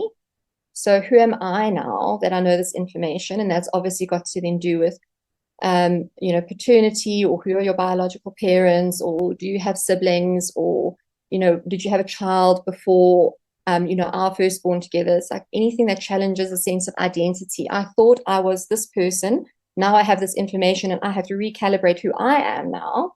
So that is definitely a huge cause of deep, deep, deep pain and can cause a lot of injury. And then I'd say the second one is anything that breaks down the trust in the communication. So if I feel like I can't trust the communication going forward, and that can even be not even something big, parents telling little children, oh, the doggy went off to the farm when actually the dog died, or not telling people, something or the house was broken into until they come back from their overseas trip. Or it can even be something small like that, where a person now has a question mark of, what are you able to keep from me? How did you look me in the eye? How did you build closeness with me while you were keeping this information from me that you knew I would want to know, that you knew was important to me? Because what that breaks down is, it breaks down the very first, most important construct of relational safety, which is congruence, which is, I say what I mean what I say, I don't conceal anything from you, I'm authentic, and I share openly with you, even if I think you're not going to like what it is that I have to say, or you might not like me, but I'm going to give you that information, because that openness and that transparency is the fundamental first construct of how we build relational safety. So anything that challenges our sense of identity or challenges our trust in the communication going forward between us and the person that kept that information from us, those are the ones that take the most work to work through and recover from. Sure. What are some, because there are some people who are growing up in homes where they can tell that something is going on, but nobody's talking about it. Like you can sort of tell that, oh, maybe my sister is not my biological sister, or maybe this is not my biological mom or dad. There's always a sense that some people have that something is going on, but the elders are not coming to the table. Do you advise people to start those conversations? Because I know that sometimes when you were young, when you try to raise something with the elders, they tell you you're too young. This is not an issue that should be dealt with by the elders, so they must be the ones that raise it. So there are a lot of people out there who grew up in that environment. They are still in those environments today, but they're unhappy. There's something they want clarity on. They can tell that something is different in how I get treated to how the others get treated. Do you advise that they can start that conversation, or wait for the elders to have it, if at all? That's so interesting. So I did my PhD research actually on this very phenomenon of older and younger adults, communication and relationships between older and younger adults. And one of the populations that I analyzed the data sets of communication between older and younger adults was the Setswana speaking population. And the number one thing that came up from the younger people was that the elders would withhold information around their paternity. And when they would try to get that information, the elders would say, you don't need that information, because there was a lot of shame attached to the women who had these children, who were then the adults, who then wants to know about their paternity. There was a lot of shame attached to the women. So they would want to keep their paternity a secret in order to protect their level of status and inclusion in the community, because there was a lot of shame, there was a lot of judgments, and a lot of rejection of these women. So I guess it's another win for patriarchy. Thanks a lot, patriarchy, for another round of ineffectiveness in our relationships, because it caused a huge amounts of fracture and conflict. So the younger adults aren't in a position relationally to address that without conflict. And the older adults have got these very ingrained social constructs around shame and paternity and promiscuity and illegitimate children. So it's a very difficult thing that when the younger people try to address it, it just creates a whole lot of conflict. But the older people, the older generation, don't have it in their frame of reference to even conceptualize that it would be a very important and healthy thing for the younger adults to have that information. And I guess what I think comes to unintentional gaslighting. So as you're saying, Clement, that there's unintentional gaslighting that happens, in that someone can see that something is not quite right. Someone can see that actually someone can see that this is not an Archie, this is a Clementine, right? Someone can see that very clearly. And when they approach it with their family system to uncover this, the truth, to get clarity, to get that congruence, they might get told something like, well, a Clementine is just an Archie that went to private school. So that would be an unintentional gaslighting that can take place. But even if it's unintentional, it still has the same impact in that it becomes a tear in reality that can break down a person's sense of internal trust with their own judgment of reality. And when we think about building relationships, we can't trust other people really, but what can we trust? We can trust our judgment and we can trust in our resilience. So when you systemically break down a person's sense of trust in their own judgment by this unintentional gaslighting, you can also break down their ability to build trusting and meaningful, close relationships going forward. Okay, let's hear from our listeners now. This is really a conversation, a subject that affects a lot of you out there. I know a lot of us come from families where there are secrets, where it's almost like they have sworn, our elders, our parents, our grandparents, to take the secrets to the grave. What happens when you find out and you didn't find out from the source you were supposed to find out from? Are there any secrets that have threatened to destabilize your family, or maybe that have destabilized your family? How have you dealt with family secrets? You can give us a call on 011-883-0702. I've got your WhatsApps coming through as well on 072-702-1702. Morning, Clement and team. Hope you guys are all well. Name is Dovi. I'm from Orange Grove. Just a short one. I'm in recovery, and we've been kind of taught that secrets keep you sick. So when you hold on to stuff that you've been sworn secret to, and especially if they're not really cool, it's not good, because that person is kind of taking you hostage, which is not fair on you either. So yeah, that's just my 2 cents. Yeah, thank you for that. Anonymous says, hi Clement, I am about to turn 50 years old and I still don't know my father. It's kept secret because he was or is white. Believe me, I wish to have closure on it, but no one is prepared to tell me who he is. Though I believe that he was a general of the South African Defence Force in Tempe, Bloemfontein in the 70s. Oh, Anonymous, I'm sorry about that. Jeannie, and you see, this is what happens. Some of these secrets are kept.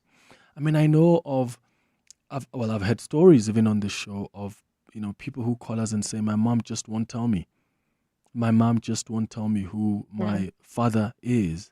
And in this case, you've got Anonymous who is turning 50, wants to know who the dad is, and nobody wants to explain that who the father is. Now, you've got to go on, this goose chase where you're trying to figure out, okay, let me put the pieces together. But that is also traumatic in itself, because what if you don't get to a point where you find closure, or where you do find who your father is? How do you deal with something like that? Because there are many people out there who are yearning to know who their fathers are, but the information is just not incoming. And maybe the parents, because this is often the justification, they say, well, I'm protecting you. That's why I'm not being honest with you and telling you who your real father is. I just want to go back to what Dovi said as well, and also just thank Dovi for calling in with leaving that beautiful voice note and making himself so visible, because that is the antidote to shame, is visibility.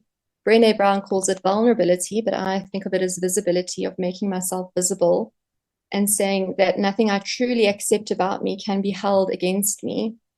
And that true power is really that there is no one I need to change, including myself. And that I don't have to present a facade of myself to other people. And I want to just confirm what Dovi is saying in recovery, that secrets keep you sick. But let's look at how come secrets do keep you sick. So how come? It's because secrets actually dysregulate our nervous system. So we are social beings. We regulate our nervous systems in contact with each other in what we call the dual attunement frame. And if I'm keeping a secret from you, I also, besides the fact that you can't see me clearly, if I'm keeping the secret from Clement, I can't see Clement clearly, because I'm more focused on my facade that I'm keeping, that I can't actually perspective take for you, Clement. I can't empathize with you and I cannot actually accept you unconditionally as you are without a need to change if I'm not even seeing you. So when I'm keeping a secret, no one can see me, but I also can't see other people. And so that dysregulates us because it breaks down our dual attunement frame. And when our nervous system dysregulates, then our immune system goes offline, our problem solving goes offline, our ability to function goes offline and suffers. And that is where we start to get symptoms that, yes, we are then sick. So secrets keep you sick. I could not agree more. And that is how it even happens. Beside the interpersonal power of a secret, it dysregulates our nervous system on a fundamental level that we cannot bypass. And then in terms of Anonymous 50, I think this is also, systemic, and the destruction of the family system because of the migrant labor system, as you mentioned earlier as well, Clement, and then interracial relationships. A member of the SANDF 50 years ago, we all know what's happening in this country 50 years ago, and how actually the children suffer because of politics, because of systemic discrimination, because of oppression, and how this woman, I think it might have been a woman, I'm not sure, at 50 doesn't know their father, and there isn't a forthcoming understanding of who am I if I don't understand where I've come from. And that's what I mentioned earlier, is that secrets that break down our sense of identity. Who am I? And I think that for Anonymous, of like, who am I that I don't know who my father is, and I'm 50, where my identity is so important at 50 because, at this stage, you've got nothing left to prove. You should be very clear about who you are. This is the time in your life where there's 0 F's left to give. And now you can be who you truly are, but there's this piece of the puzzle that's missing. And the narrative is that we know better for you of the information that you need as a 50-year-old grown person. It can be infantilizing, it can be patronizing, it can be disempowering. And it's to protect from the systemic shame that each person feels is more destructive than the painful reality of who the person is. But you can fight reality and reality will win, but only every time. So it is really an endeavor of folly to try to protect through keeping reality at bay, when reality will have a fallout somewhere. Like Dovi was saying, that secret would make a person sick, which is even more pain than the pain of the humiliation or the shame that would come from understanding who the father really is. Yeah. Oh, I feel for you, Anonymous. Thank you so much for sharing your story with us. How are you dealing with secrets in your family? Are you one of those that you sort of, maybe you've even found out the truth, but they still haven't told you? And because at some point, the truth has got a way of coming out. That auntie is going to whisper it to the other auntie who's going to tell this cousin, then it gets to you. This happens a lot, even in families where the children are adopted, or where, a couple ends up raising a child of another spouse, where they wait for the right moment, quote unquote, but the children end up finding out. And then in that way, that situation ends up alienating the children. How have you dealt with family secrets in your family? How are you dealing with them now? Give us a call or send us a WhatsApp voice note to join this conversation. It's 11:30. Time for the latest in Eyewitness News headlines. Mbali, good morning. Thanks, Clement. Good morning. Former Ekurhuleni City Manager Imogen Mashazi has accused suspended EMPD head Isaac Mapiyeye of subjecting his female subordinates to sexual harassment and even rape. Mashazi is testifying before the Madlanga Commission of Inquiry in Pretoria today. She alleges that she was forced to retire from her city manager position by Ekurhuleni Mayor Dr. Xhakaza. Emergency service teams in Tshwane are assessing the damage caused by a hailstorm that's battered most parts of Gauteng. Some residents posted pictures online showing the aftermath of the extreme conditions from yesterday. Tshwane Emergency Services says the rains have led to localized flooding as well as infrastructure damage. While in Asia, the death toll following flooding and landslides in Indonesia as well as Sri Lanka has now climbed past 1,000. The latest figures come as both nations send military personnel to help the survivors. The heavy rains left residents clinging to rooftops, awaiting rescue by boat or helicopter, and cut entire villages off from assistance. Those are the headlines. This EWN and more at midday or as it happens. EWN Traffic. Traveling on the N3 north in the Kelvin area, we still have got delays between Vincent Chabalala Road and the Baku interchange due to roadworks, and more roadworks are causing delays on the N12 west between Edenville Road and the Kilulis interchange. While traveling on the N3 north, bumper to bumper traffic between the Gelderhuys interchange and the Kilulis interchange. There's also queuing traffic in Boksburg along the N17 east between Carnival City entrance and Rondabelt Road. Please be on the lookout there. While traveling in Mayfair, we've got heavy traffic volumes along several roads, including Main Roof Road, Nasrec Road, as well as Church Street, and even the M2 west towards Main Roof Road. So please, if you're traveling along these areas, be on the lookout and be patient. More updates at the top of the hour with Karabo Jale. That was your last update from me, Amo Ramela. Stay tuned. There's more EWN on air, online, and on the EWN app. Crazy stores, got deals galore and everything you need. From tinsel presents, wrapping, and a star for your Christmas tree. We've got all sorts of games and sports, many toys to buy. Stationery, arts and crafts, come on and don't be shy. No need to panic shop, we're your one-stop Christmas spot. Your table will be dressed and you will not be stressed. When Christmas Eve is here, you'll want to sing and cheer. I got everything at the Crazy Store and I can't wait for next year. Hey, you never know what you might find this Christmas. Live your best hoop life with Hollywood Bets. Bring your big game energy to the court as we welcome a thrilling new NBA season. Bet 50 Rand or more on any basketball fixture, and you could score a share of 250,000 Rand in cash or an epic NBA shopping spree. Bounce into blistering action. Your ultimate slam dunk moment awaits. Bet now. T's and C's apply. Hollywood Sportsbook is a licensed betting operator. No persons under the age of 18 years are permitted to gamble. Winners know when to stop. South African Responsible Gambling Foundation toll-free counseling line 0800 006 008 or WhatsApp HELP to 076 675 0710. The Maibuye Africa concert, the rebirth of Ubuntu, returns for one unforgettable night only. Simpiwe Dana, Judith Sepuma, Malay, Langa Mavuso, Elvis Blue and Sipo Hotsticks Mabuse, backed by a 20-piece orchestra conducted by Grammy Award winner Joe Arthur, curated and produced by the visionary Billy Monama, Opera House State Theatre, Pretoria. Saturday, 6 December 2025 at 7:30 p.m. Tickets from 350 to 1,000 Rand at Web Tickets. Proudly supported by the Department of Sports, Arts and Culture, Brand South Africa, Castle Milk Stout, and 702. You know what success looks like. Now discover why focus is the driving force behind every success story. Catch 702 in conversation with Momentum on The Money Show with Stephen Krutters every Thursday, discussing the science of success. Step into the mindset of top financial achievers and discover how your thinking, behavior, and focus can shape lasting financial success. That's 702 in conversation with Momentum. Thursdays on The Money Show with Stephen Krutters. Momentum, your journey to success on 702. Momentum is an authorized financial services and registered credit provider. 702. Family Matters. 25 minutes before 12 o'clock, we're talking about family secrets and the damage they can cause. How do you deal with that? Because my goodness, they can drive families apart. Jeannie Cave is a clinical psychologist who's guiding us during this conversation. Let me start with your WhatsApp voice notes that are coming on 072 702 1702. Hi, morning, Clement and your guest there. I grew up with a cousin. We were very close. We still are. But then his father and my uncle fought. I know why they fought. They told me. And he doesn't know why they fought.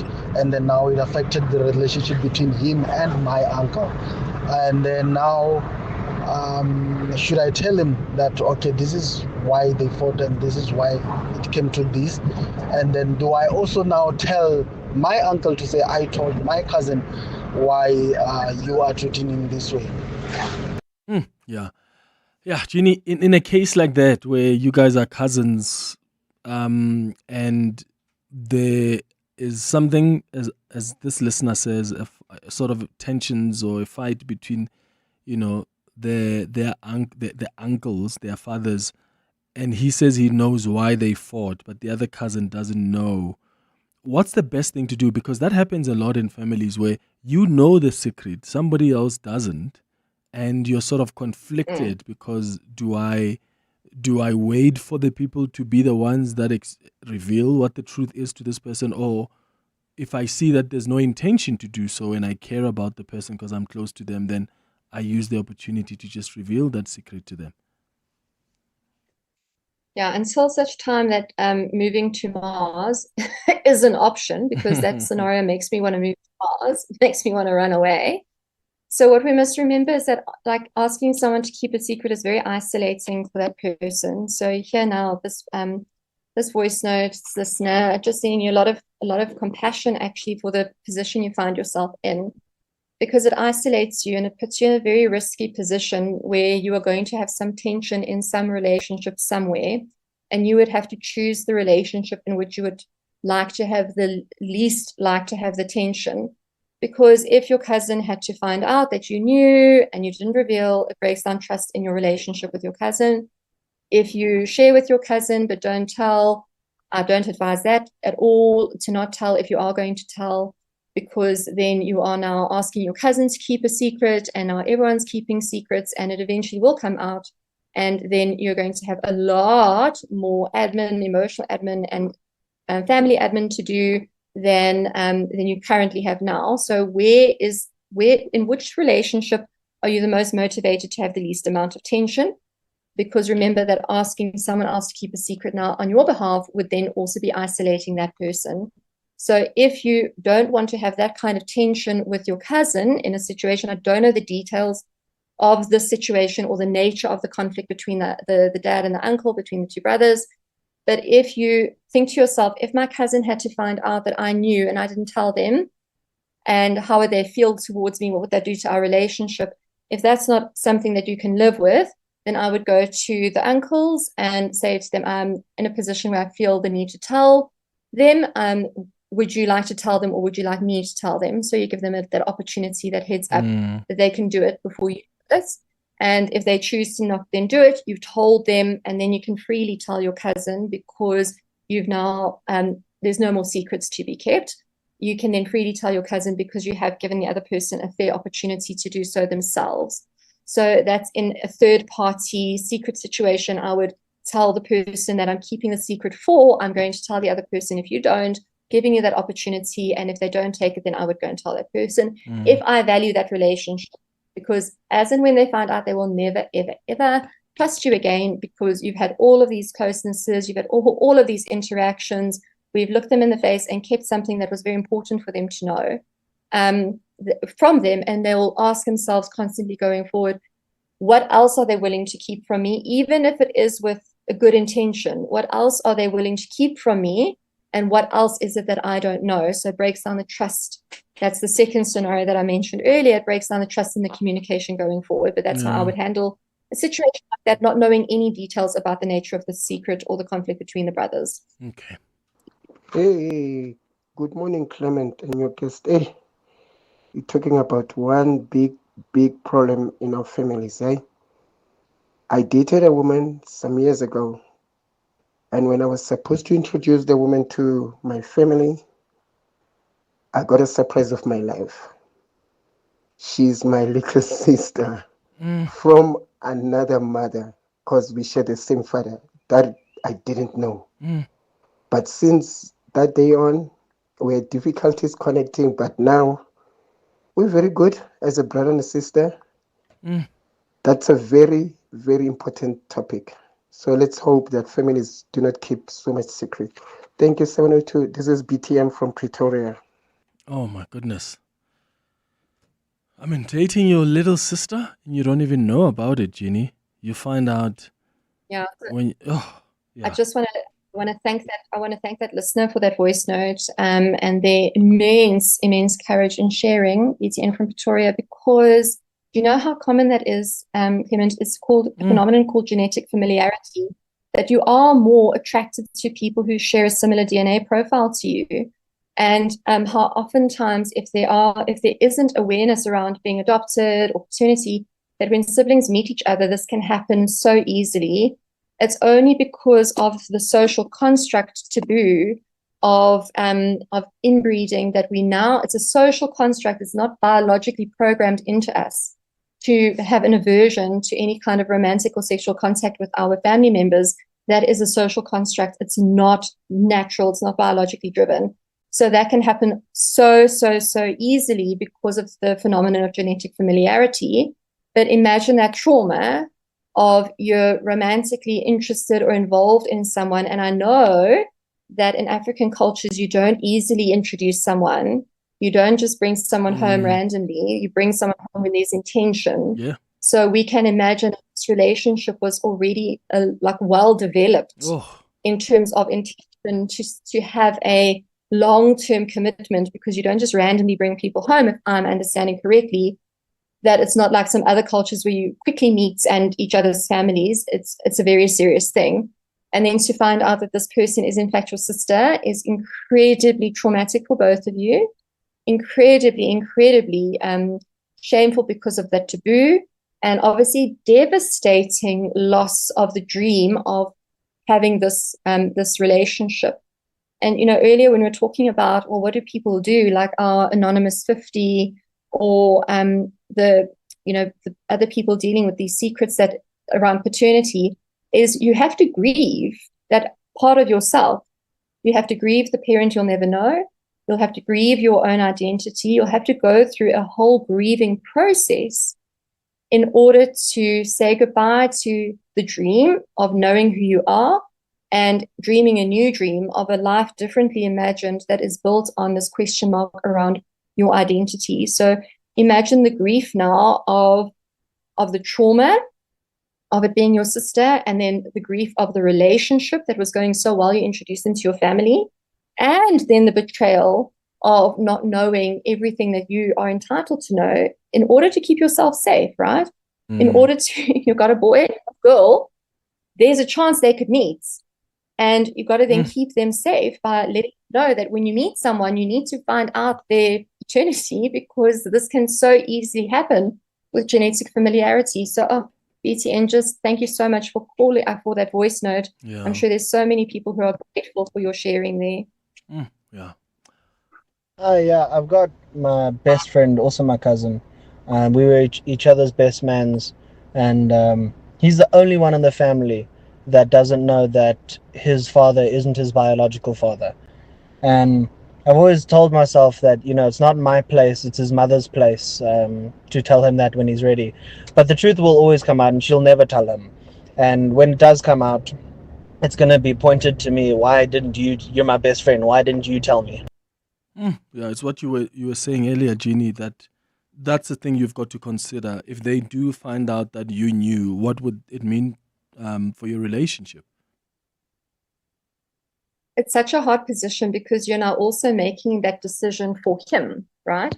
In the other situation where it was the cousin has got these questions around why their uncles quarreled, that is, this person has already got that question mark. Now here with the best friend and cousin, we don't know if he's got a question mark around his paternity. So now you're in a position where you have to decide for him if he would like to know whether it is his biological father or not. So now this person, now you are imposing this new reality. It's kind of like, your friend is cheating on their spouse. Do you tell their spouse? Because their spouse might not want to know. Their spouse might be bypassing all of that. You then are deciding when they are ready to confront a certain kind of reality. And in that situation with the cousin, who's your best friend, and you guys are best men at each other's weddings, it's not that it's not your place, it's not your responsibility, right? So that's a very different scenario. It's not your responsibility to decide for him whether he should have his reality blown apart. And I think that you can very, very much say that it's not within your agency, and it's also, you don't have the right to decide for him. That the only person who's got the right to decide that is his mother, because she is the one who, it's between him and her, and she is the one who's going to impose this reality for their own benefit. So imposing this reality to get it off your chest to avoid his anger at you, I think that right now you're probably doing the most effective thing, because he might not actually want to know. And if you go and tell him yourself, you are making that decision for him of something that he might actually prefer to have never found out and taken to his own onward grave. So that's a very different thing where there is no question mark. There isn't a wondering and wanting to know. and you are now deciding around this person's reality, their sense of identity, whether they would like to know or not know. And like I said, besides it not being, wouldn't say not your place, it's not your responsibility, and it's also not within your agency to make that call for your cousin and his relationship with reality. Surely whether you tell third-party secrets or not is dependent on the context and the situation. I mean, if it doesn't really have anything to do with you, in other words, you just observed it or somehow you discovered it, how do you have the business of going to go and reveal it to the person it's affecting? I mean, that sounds to me like you're like a recipe for disaster. Sounds like you're going to start an even bigger fight and ruin even more relationships. I have 2 adopted children. They're grown up now, but the word adoption was used in our home from the time they were babies. And I'll never forget what I heard from the teacher of the nursery school that my daughter said to her on the first day. "Oh, my name is Jane and I'm adopted," with great pride. So that made me feel very good, and I think it's the way people should go. Secrets like this are never kept. Oh, I love that. I love that. It's filled with so much pride. Jeannie, I'll get you to respond to that after the break. It's 12 minutes before 12. Building a life across borders starts with choices. Visas, a second passport, citizenship, your child's education abroad. And sometimes those choices can be overwhelming. For 30 years, Sable International has simplified global mobility, including cross-border tax, forex, and wealth management, helping you make the right choices with expertise and care. Build your future beyond borders. Visit us at sableinternational.com.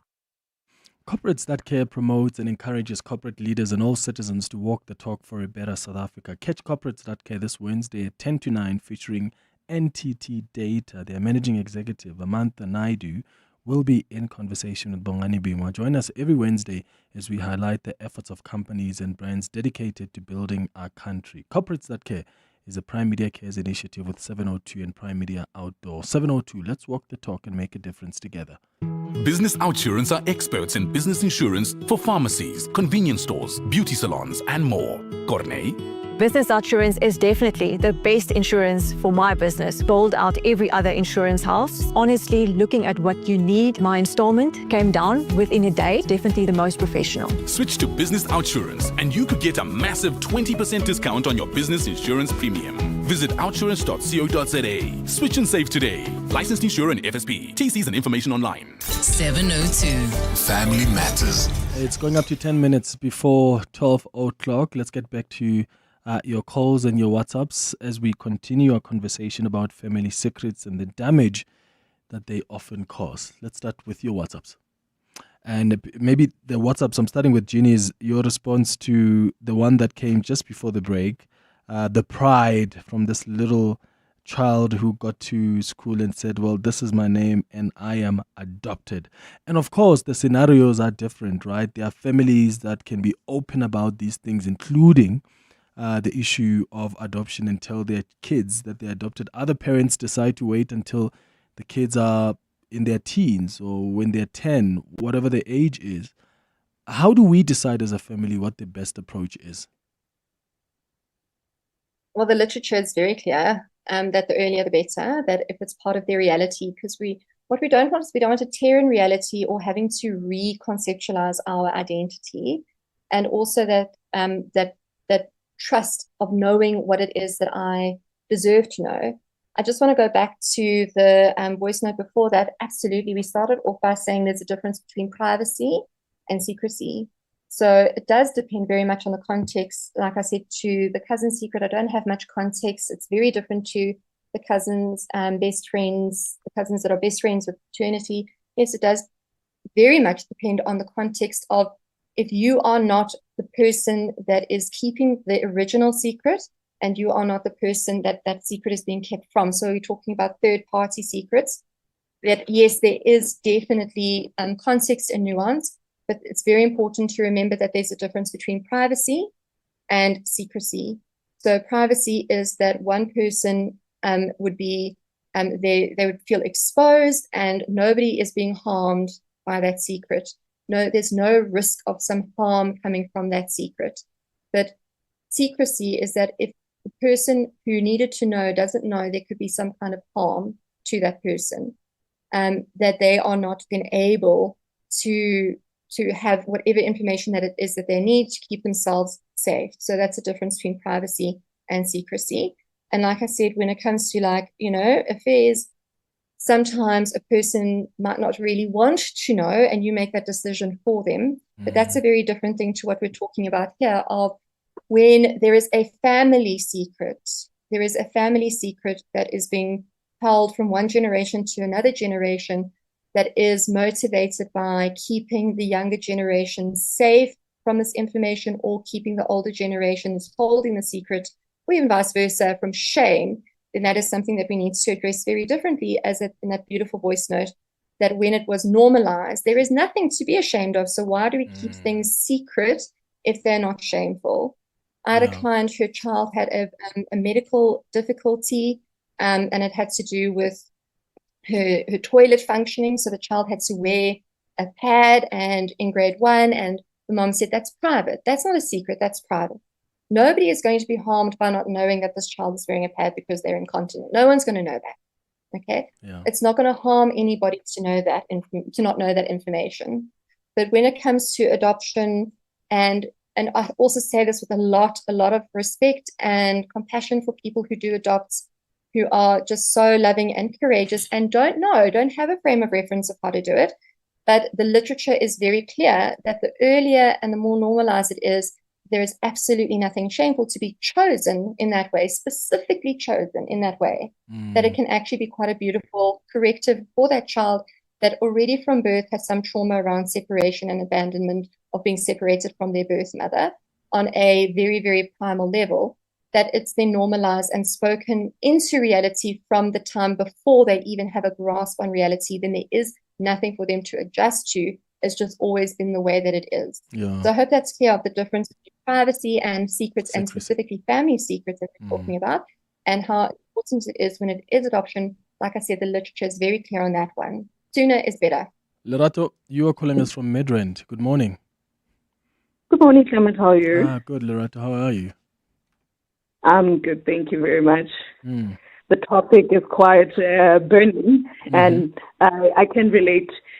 So personally, I did keep a secret, and I do understand the people that do keep secrets. But I think at some point there has to be a healthy relationship with the reason why you're keeping that secret. So, sorry if I'm sounding nervous, but this is quite personal. Take your time. Take your time, Lerato. Yes, so I grew up and I had a cousin who sexually abused me. And I've never disclosed this to anyone in my family. And it was due to a number of reasons. And one, I never had the right vocab to articulate myself, right?